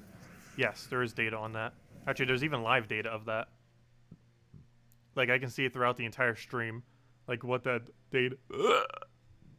data is at like every single margin. And I believe even after the stream it keeps like some kind of other similar data to that. I normally don't check it though. But yes, I believe YouTube does keep all that data saved on the video thingy itself. Just something I don't normally check on it. You're Dell's Verizon guys.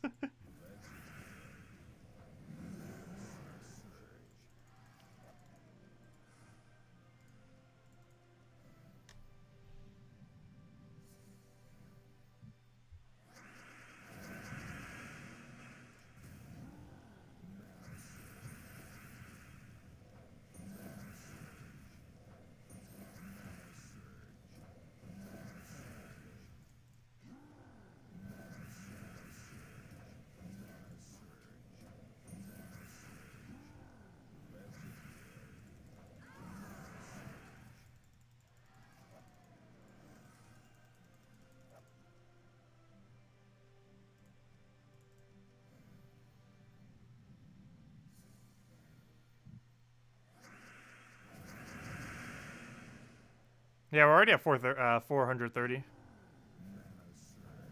It normally does. We haven't gotten to Pure Faction yet.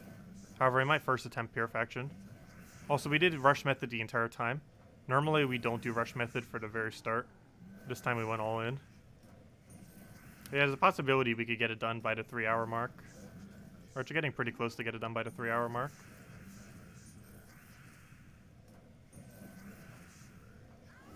Let's see, what's our total time right now?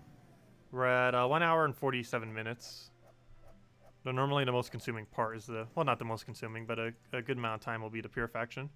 It's because how much slower it runs. We also have a lot of stats. This is among some of the most stats we've ever had to do a faction with. Actually, it might literally be the most. Because we have a level 200 Horde with 50% bonus with 9 potion effects. Which I think might be the absolute highest we've ever ran. It's not the highest, it's the second highest. I think we might have had slightly more for when we did Crypt. Or not Crypt, when we did the other deaf one. When we did Silver Necropolis.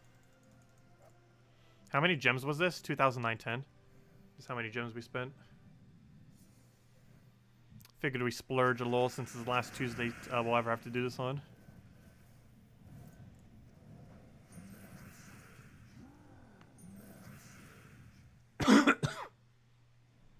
Ah, cough, go away.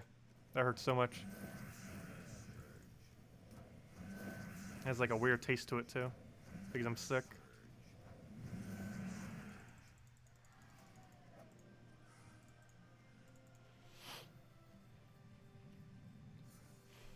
I don't have a fever or anything though, so that's nice. It's mostly just been like a really bad cough. Yeah, we have a bit overkill for doing this faction. There was at least one potion effect overkill. I miscounted slightly.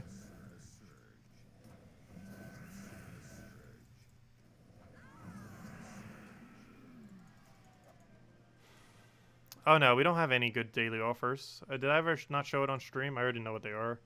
But it was the metal, which is useless even at 25%. This thing, which is useless even at 25%. And this thing, which is also at 25%, but also useless. Even 25% of that 25% would be useless. Also, here's the code from earlier, by the way. I'm pretty sure it's already used up. But 2 treasure maps, 1 gem key, 200 souls, 2,500 gold. Enjoy, everyone. Oh yeah, we still need to go do dailies. We'll mess with that in a bit. Let's get faction in. Yeah, we're already at 440. We have a lot of stats right now. That's how we're already here. We're just breezing through this time. This is on track to be the quickest faction we've ever done. Power of Truffle. Particularly Truffle with potions. Truffle with any amount of additional magic is scary.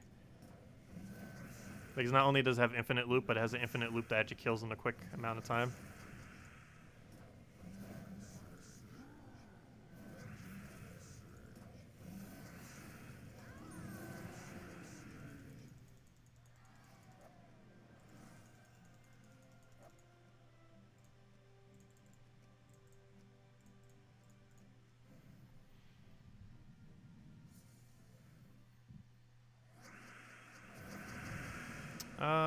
Let's see. Take blue. Yeah, I shouldn't ever get any kingdom quest offers. Because we have reached the, we checked that the other day. We have reached the threshold where it should never give us one. Unless we get an upgrade on one that would make it so we would. Let's see, what was this week's event? It was Darkstone. Let me double check if Darkstone has any. It shouldn't. But I believe we finally gotten to the point where we should never have a kingdom offer anymore. Until we get another kingdom upgraded to the point where it would have one. But I don't believe Darkstone has one. Let me double check. Nope. It has none.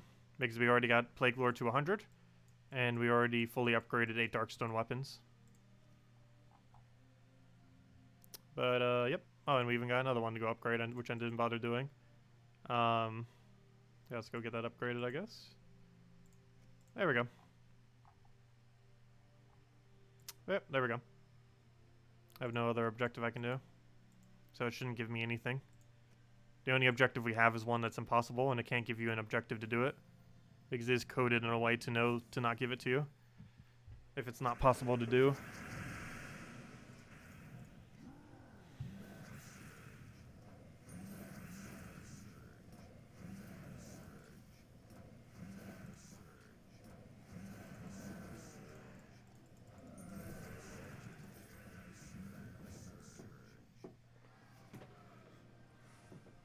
Does it require the same amount of souls to fully medal a common troop as it does a legendary? Yes.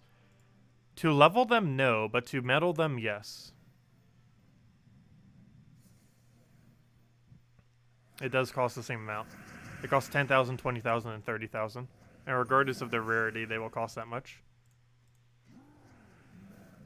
The initial souling that you do from 1 to 20, it costs more on higher rarity. But medals are the same regardless of rarity.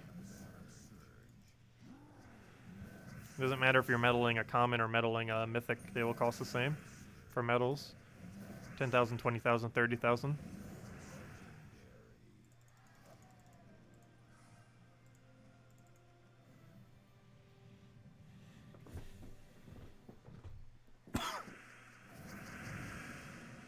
Also, post level 20 leveling for when kingdoms eventually reach that point are almost guaranteed going to require epic levels for those medals that go beyond 20, or you know, the medal levels.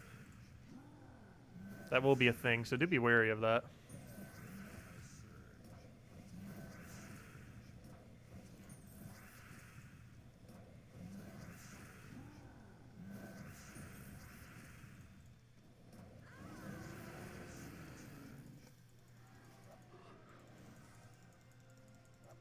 What was your question?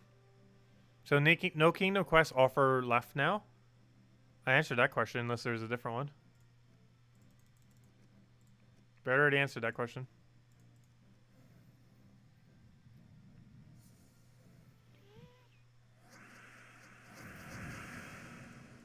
Oh, hello, Isabel. Oh, never mind. You were already here. Never mind. This is the first time I've seen you posting that link.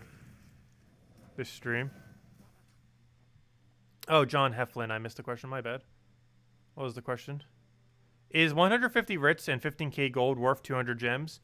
Yes and no. If you're converting it into purples, theoretically, yes. However, if you have an intention to use them for any other reason, probably no. It's a little pricey for them. But if you really want some more purple deeds, it's kind of okay value. It's theoretically more value of purple deeds than it is to buy 2 purples. Because 2 purples come out to 150 each. Whereas that comes out to 125 each? Or 100, what does that come out to? 75, 75. At 100. So 133k, right?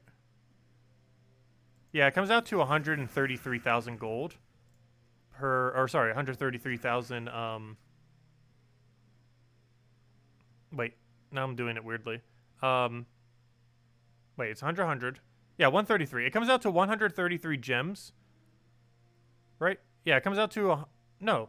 Yeah, 75, 70, yeah, 100, gosh. It comes out to 133 gems. Gosh, doing that in my head made it so much more confusing. But it comes out to 133 gems per purple deed, which is actually cheaper than whenever you see a 2 purple deed objective. So if you're planning on using those specifically and only specifically for purple deeds, it's actually better value than buying 2 purple deeds to use the writs on purple. So if your intention is to use them for purple, yes, it's actually the cheapest you can ever get purple deeds as far as converting gems to purple deeds. So 150 writs is actually worth it because it comes out to 133 gems per purple deed. Whereas normally they'd cost like 150, which is still technically worth it as well. And the reason why purple deeds are so valuable is they give +1 magic 4 times. And a lot of people don't have them upgraded yet. Actually, almost everyone doesn't have all 4 upgraded yet. Beyond that point, they'll lose a bit of value. But up to that point, magic is a very useful stat to have higher of. And for people with a lot of gems, it's worth considering investing some into it for their quicker, higher stats. What's my opinion on the troop Yaga's Hut? It's pretty bad. Isn't it just double or triple damage to silenced enemies? There's not enough silence in the game to use it viably. There's also quite a few things that have immune to silence, some of which are meta. Like those Orb Weaver elf teams. Like almost the entire team is immune to silence.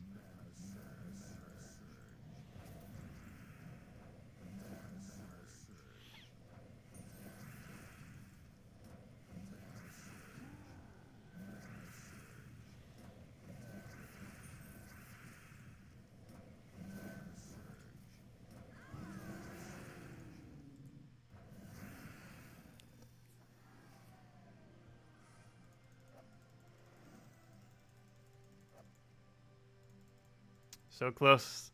The home stretch. So we got 4 more normal delves and then 1 big purification.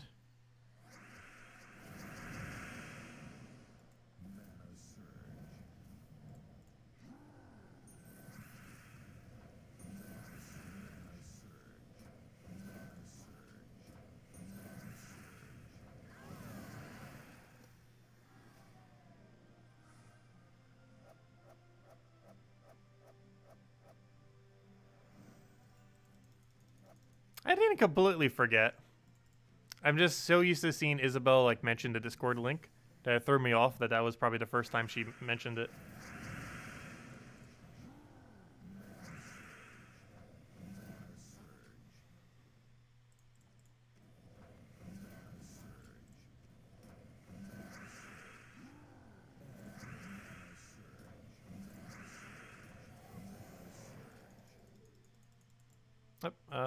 We still need to poke it. I thought the battle was already over. It's like spam clicking through the menus.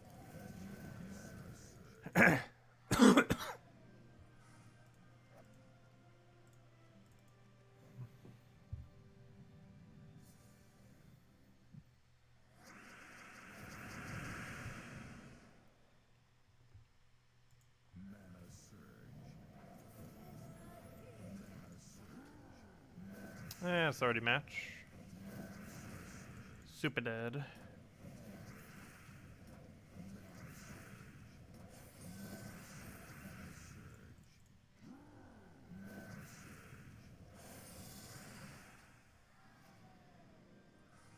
What would it take to get my mom on stream? Probably not a good idea since I'm sick right now.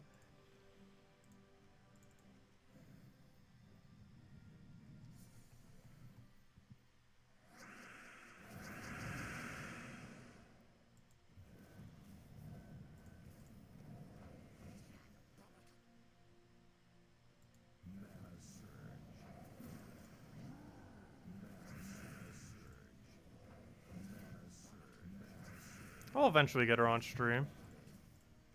She's pretty camera shy though. And honestly, I am too, but it's a little bit different.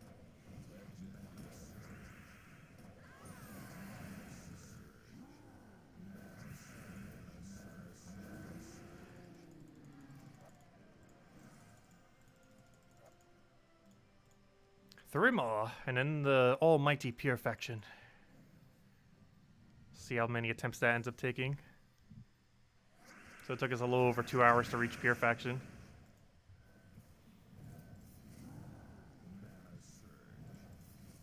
It should hopefully give us enough brown to go do truffle again, and then we're just good to go at this point.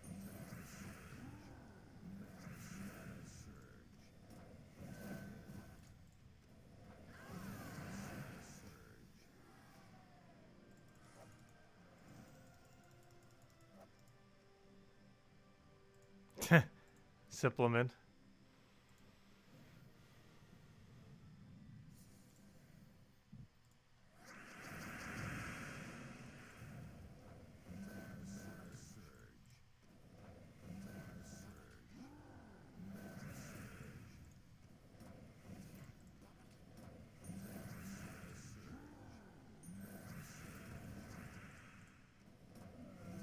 Also, my mom just figured out what the back button does on her phone now. For a year, she's been using a phone and had no clue there was a way to go back on browsers or anything like that, which is pretty funny.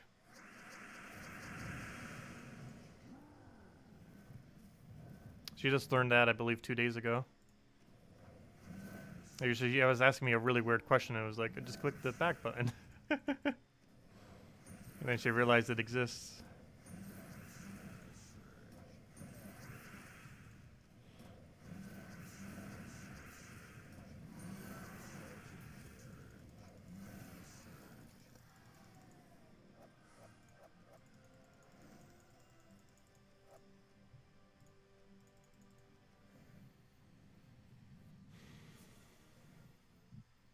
You are given a team to farm trade stones on any kingdom at 12. Which team? There's several teams that can do it. Depends what you have and what you want to use. Rowan builds, I believe, are one of the most common ones, just because it's extremely accessible, every version of it. And they're also decently quick.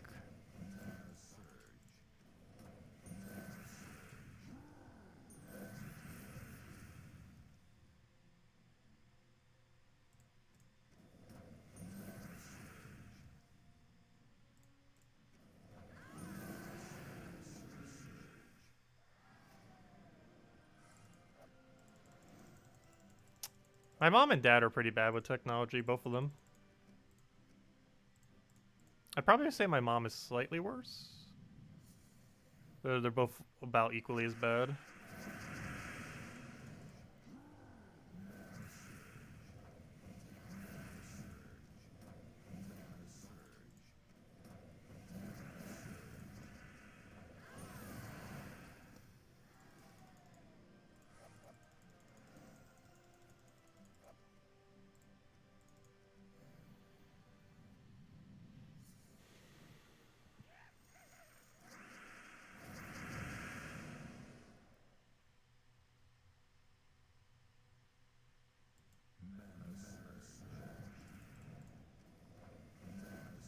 Yeah, they definitely need a technology literacy course.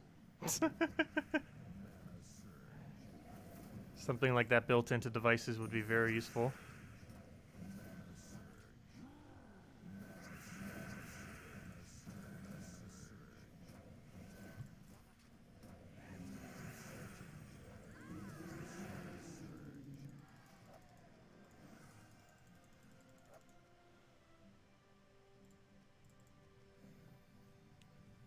Yeah, it looks like we went one pack too many. We could have spent 2007-10 rather than 2009-10, but oh well. At least we had slightly extra stats. We'll have slightly more stats going into final battle. Yeah, we could have gotten away with 2007-10. Still had enough sigils.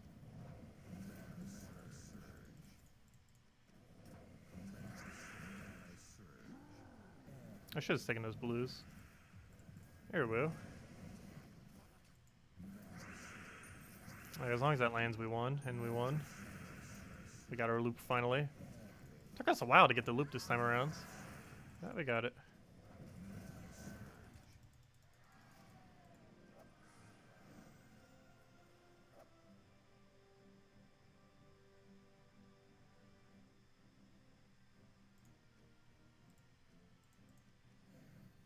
Supplement is funny.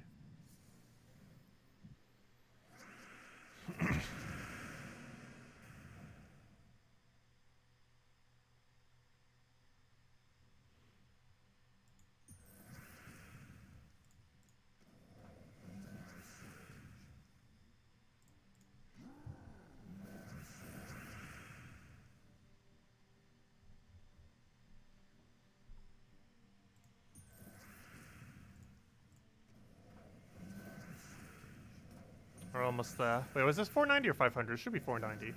Shouldn't be at 500 yet.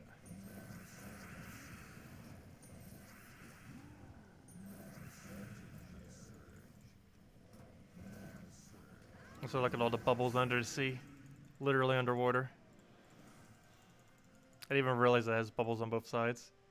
Deliberately, because those are the two sides that you actually see most of the time. It's kind of cool. Like, I knew what the full image was, but I kind of forgot it had bubbles specifically on the side so that you would see it whenever you're in, like, this kind of menu. Nice little touch.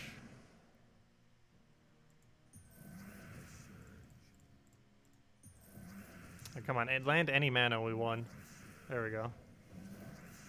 Well, also assuming extra turn, which it did get as well.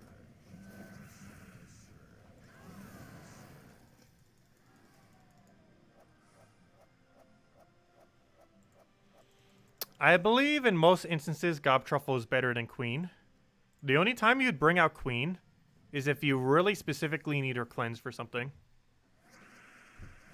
Which makes her probably a better Guild War option. But in most other situations, I don't feel like you would need her. As Gob Truffle has higher infinite loop consistency for battles with higher stats. But I feel like our biggest purpose is Guild Wars. And PvP. But mostly Guild Wars. I don't feel like she works as good for upscaling. Comparatively to Truffle.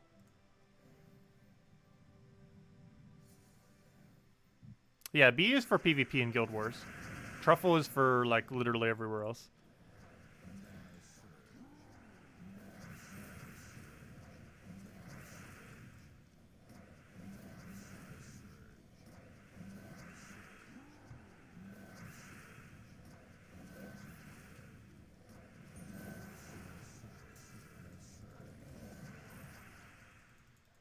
How many tier 5s did you buy? I bought 9, though it could have been done with 8.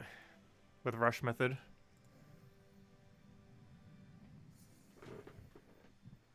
Yeah, if you do all rooms, it takes 2,110. If you do rush method the entire time, it takes 2,710. I spent 2,910 just because I accidentally miscalculated. But, oh well. I got slightly extra stats. Not too big a deal. Also, aren't we on 500 right now? Gosh, they just keep breezing by with this team. Barely even notice that they have such high stats because they just melt instantly. With how high Truffle's damage is right now.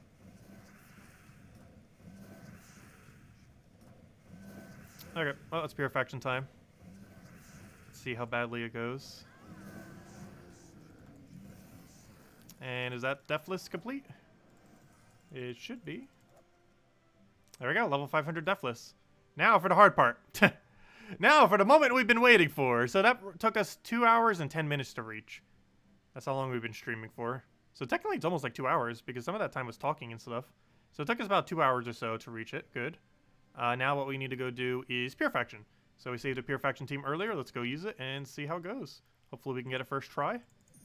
20 gems off of that. Go repair our gems. Thank you. It was this team over here. I just don't have it named correctly. There we go. So Hammerclaw, Sea Witch, Double Deep King.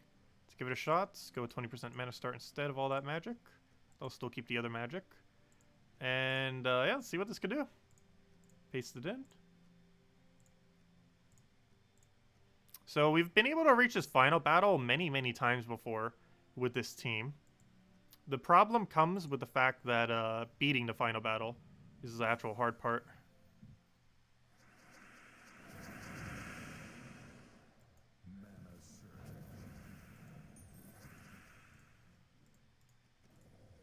I should have taken those purples, even though we didn't need it at the time.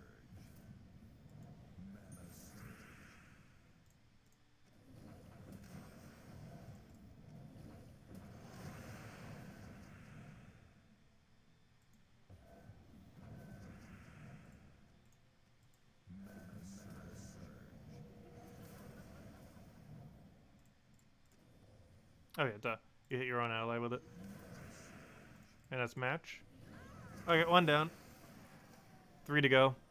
A third one, or the fourth one of which is the absolute hardest and the only battle I'm concerned with. What did Gasman say? I think you've switched too many of your videos. Your daughter runs through the house saying hello, everyone. Ah, that's funny. Hello, everyone. Good old hello, everyone. It's fun to say.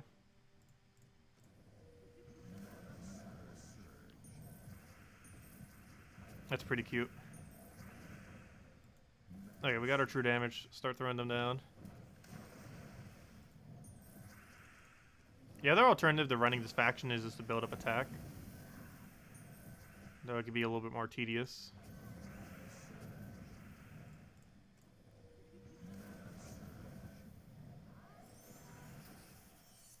I gotta be careful with transform.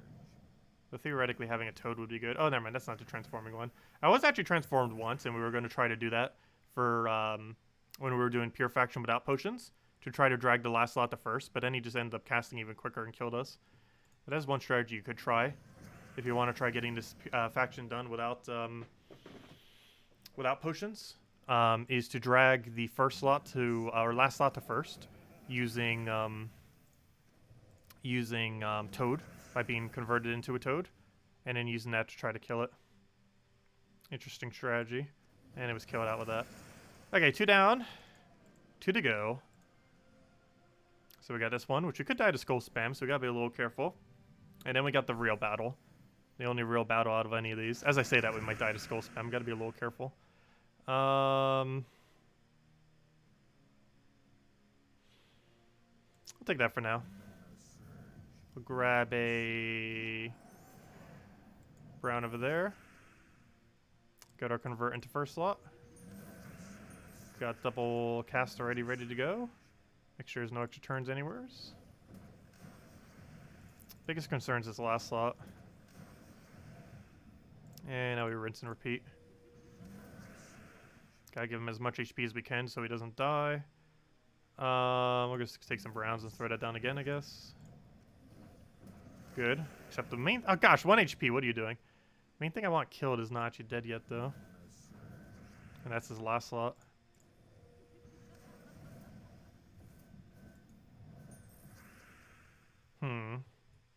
What do we do about this? I think we just take some skulls so he has less to target on.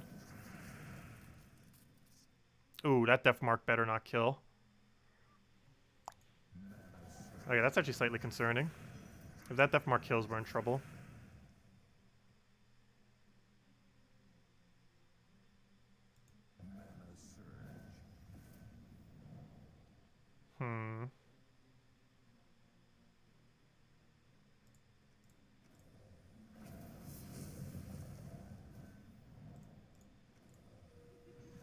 Get full mana already. Or at least lose that death mark, gosh. How much damage do we have? Gosh, he's almost maxed out on HP. I think our best bet is just to target down full mana on him. There are 3 skulls with... Okay, good, we're undeath marked. We should be fine now. So take that down. We're just gonna hold his ability. I might even hold her ability because she keeps missing.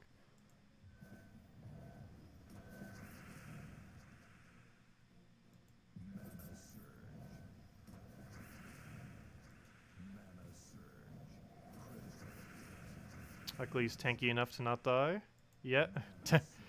How much damage is that? Is it enough? What's 137 2 times? That's 270. Yeah, that's enough. It's 274. Okay, now the moment of truth. The actual battle that we're concerned about. This one.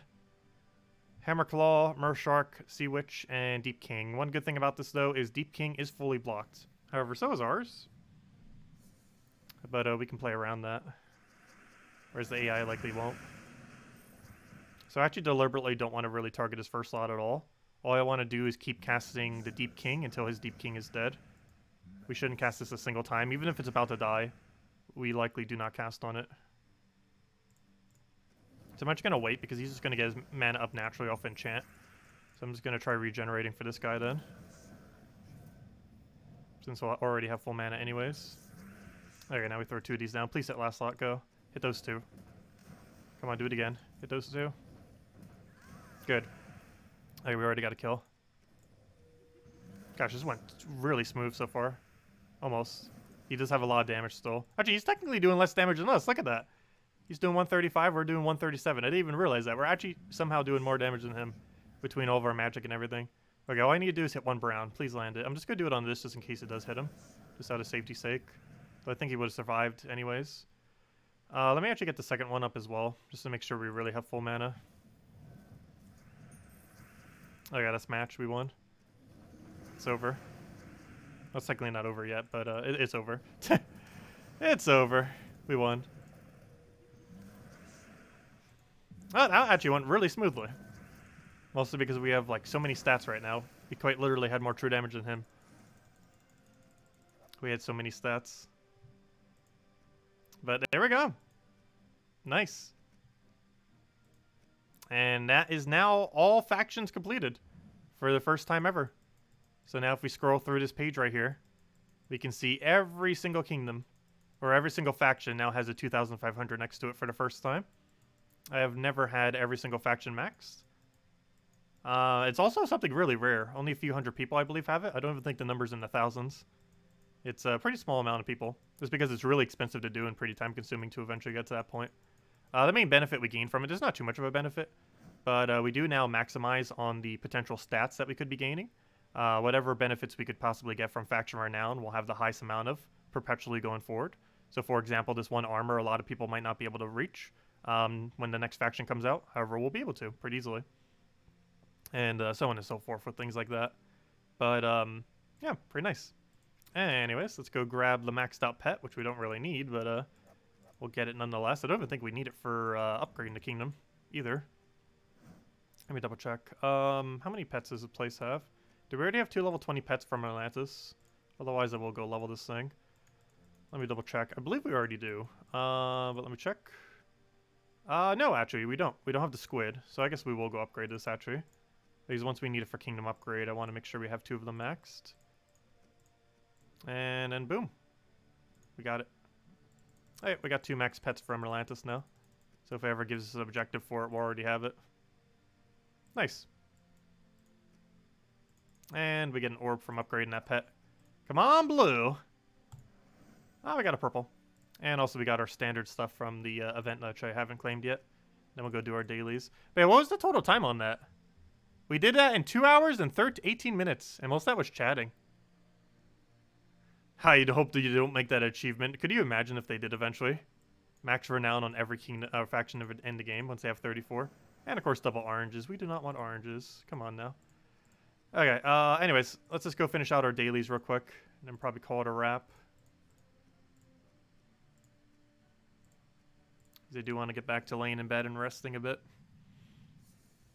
At least those coughs all the way gone. It's getting there. It's definitely nowhere near as bad as it was yesterday. Yesterday was the worst day of it. Like, it somewhat started on Sunday. And then, yesterday was, like, horrifically bad. And, today wasn't too bad. That's still noticeably there. But hopefully by another day or two, it'll pretty much be gone.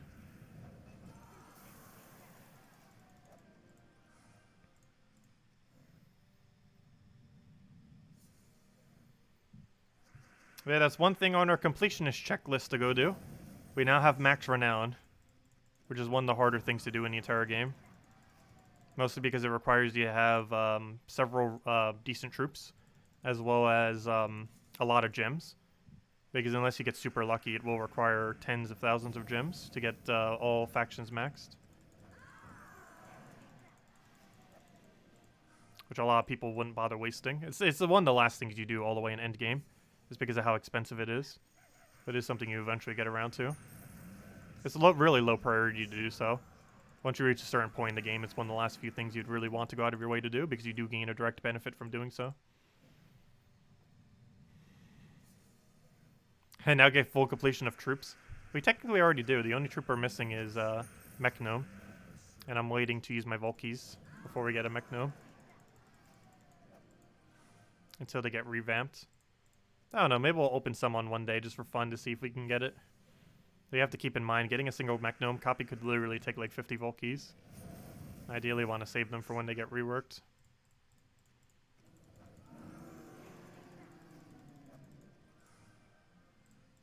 Assuming they're still going to get reworked, that is. Yeah, does anyone else have any other questions? Otherwise, I'm probably going to be wrapping up soon. In the next like 5 minutes or so. It's going to complete out adventure board and then complete out dungeons, and probably call it a wrap. But yeah, we did it in record time, too. You can pretty much say 2 hours. Why are they getting reworked? They're likely getting reworked in a way that will make them higher risk, higher reward, but will also allow you to get more copies than just one of the gnomes when you get a gnome. Because right now they're really annoying to try to get ascended, to the point that there's pretty much no way to do so other than a major blue orb. But they're likely to be revamping that, especially if they make it associated to some kind of kingdom or something into the future, which they have considered in some way.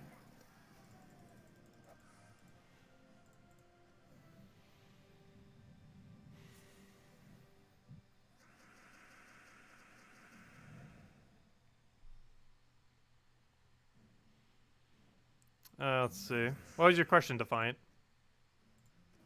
I assume that's what you're saying. Yes, I do too. Unless that was to something else.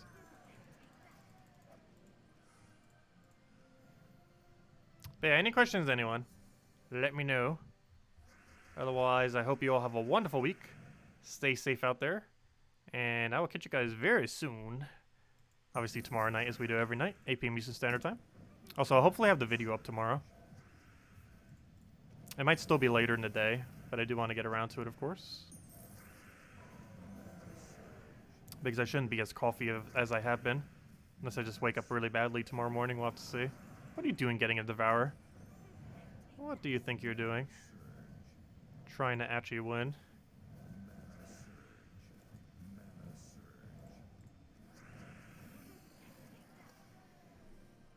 Actually, doesn't he have like 100% Devour rate or something in this game mode?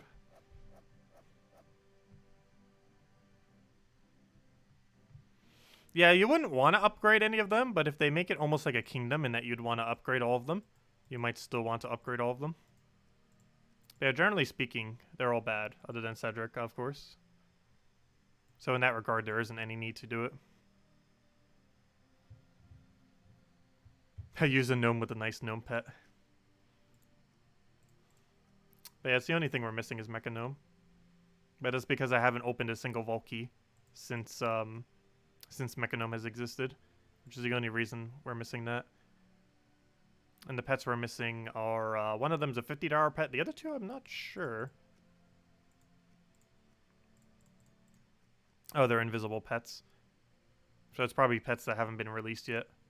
But yeah, the only pet I should be missing in the entire game that's actually obtainable in PC mobile version is the Android pet, which costs $50. And the only trooper missing is the Mecha Gnome. We have every weapon, and always have. Team slots is impossible unless you get VIP to an absurd amount of money. And banner is just unlock everything. That's actually the easiest out of all 5 of them to do. Not counting team slots because it's money only. And theoretically pets because it's kind of money only, since the last 2 require $100. If you ignore the money related, well, then again, weapons too. Then again, oh gosh, almost all of these are money related, other than banners and troops. But yeah, not counting the money ones on any of these and just completely ignoring team slots since it's all completely money only. The between the 4 of these, banner is the easiest. Pets is probably the second easiest. Then weapons, then troops, I believe is the order in which it goes. So basically from right to left, or, you know, from there to there, is the difficulty of actually obtaining all of these to 1 copy. However, that can slightly be weapons higher, just because there's so many money weapons. And the total amount of money weapons is actually higher than the total amount of money pets. With all the weapons you were able to get at one point for in-game resources, which is when I got them all. And I was missing Mecha Gnome. Poor little Mecha Gnome. But hey, as of today, we got faction done. Let's go screenshot that, actually. Let's go get that nice looking screenshot. Look at that. Max Renown. 20 factions, 50,000 total Renown. And our highest horde level is 222. Average is 170. And Underworld Treasure Hoard total, if you add all of them up, is 3,412. And there's this 2,500 down the line. Very nice. Cool. Anyways, any other questions, anyone?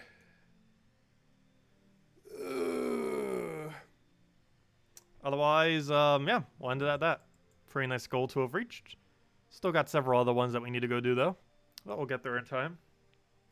Medal every troop in the game. No, that's gonna never happen. There was one. What was the other question? Let's see. You didn't ask any other questions. What other question? No one posted a question. All you mentioned was the database thing. But they're invisible things, so I don't care about them. If they're invisible and not obtainable, I don't care. If they were obtainable, like, actually in the game right now, then it would matter. But they're not. So until they actually get released, I'll worry about them then. But right now, those three, or there's two other ones are invisible. And the other one's a $50 pet, which we're not going to spend $50 on unless it ever goes on a sale. If it goes on a sale like the Steam pet did, down to like $5 at one point, I'd probably do it. But I don't think the Android pet has ever been on sale. Unlike other pets, or, you know, unlike the Steam pet, which has been as cheap as $5. But anyways, guys, I'll catch you guys later. See you guys soon. Thank you so much for stopping by. To continue support is greatly appreciated. And yeah, we'll be back tomorrow night, same time as always, 8 p.m. Eastern Standard Time, 3 hours prior to now tomorrow. At this point, since we started a little bit later today. And we'll be back and doing the stuff we normally do. And tomorrow we'll mostly be doing the World Lore event, since we didn't really get around to it much today, or really at all today. And hopefully sometime tomorrow I should have the video up. No promises on that, but if I'm feeling up to it, I will do it tomorrow. And then hopefully soon after, we should be back to normal schedule. And assuming I'm feeling up to it, we'll do our Animal Crossing starting back up on Thursday. And then on Friday, we have ourselves a Vault event weekend. So we'll be grinding that out. I don't think we're getting any new content, but we do a Vault event, which in itself is, of course, a lot of farming that we can go do to gain a lot of good loot. So we'll go from there. Anyways, guys, we'll catch you later. Thank you for stopping by, and goodbye, everyone.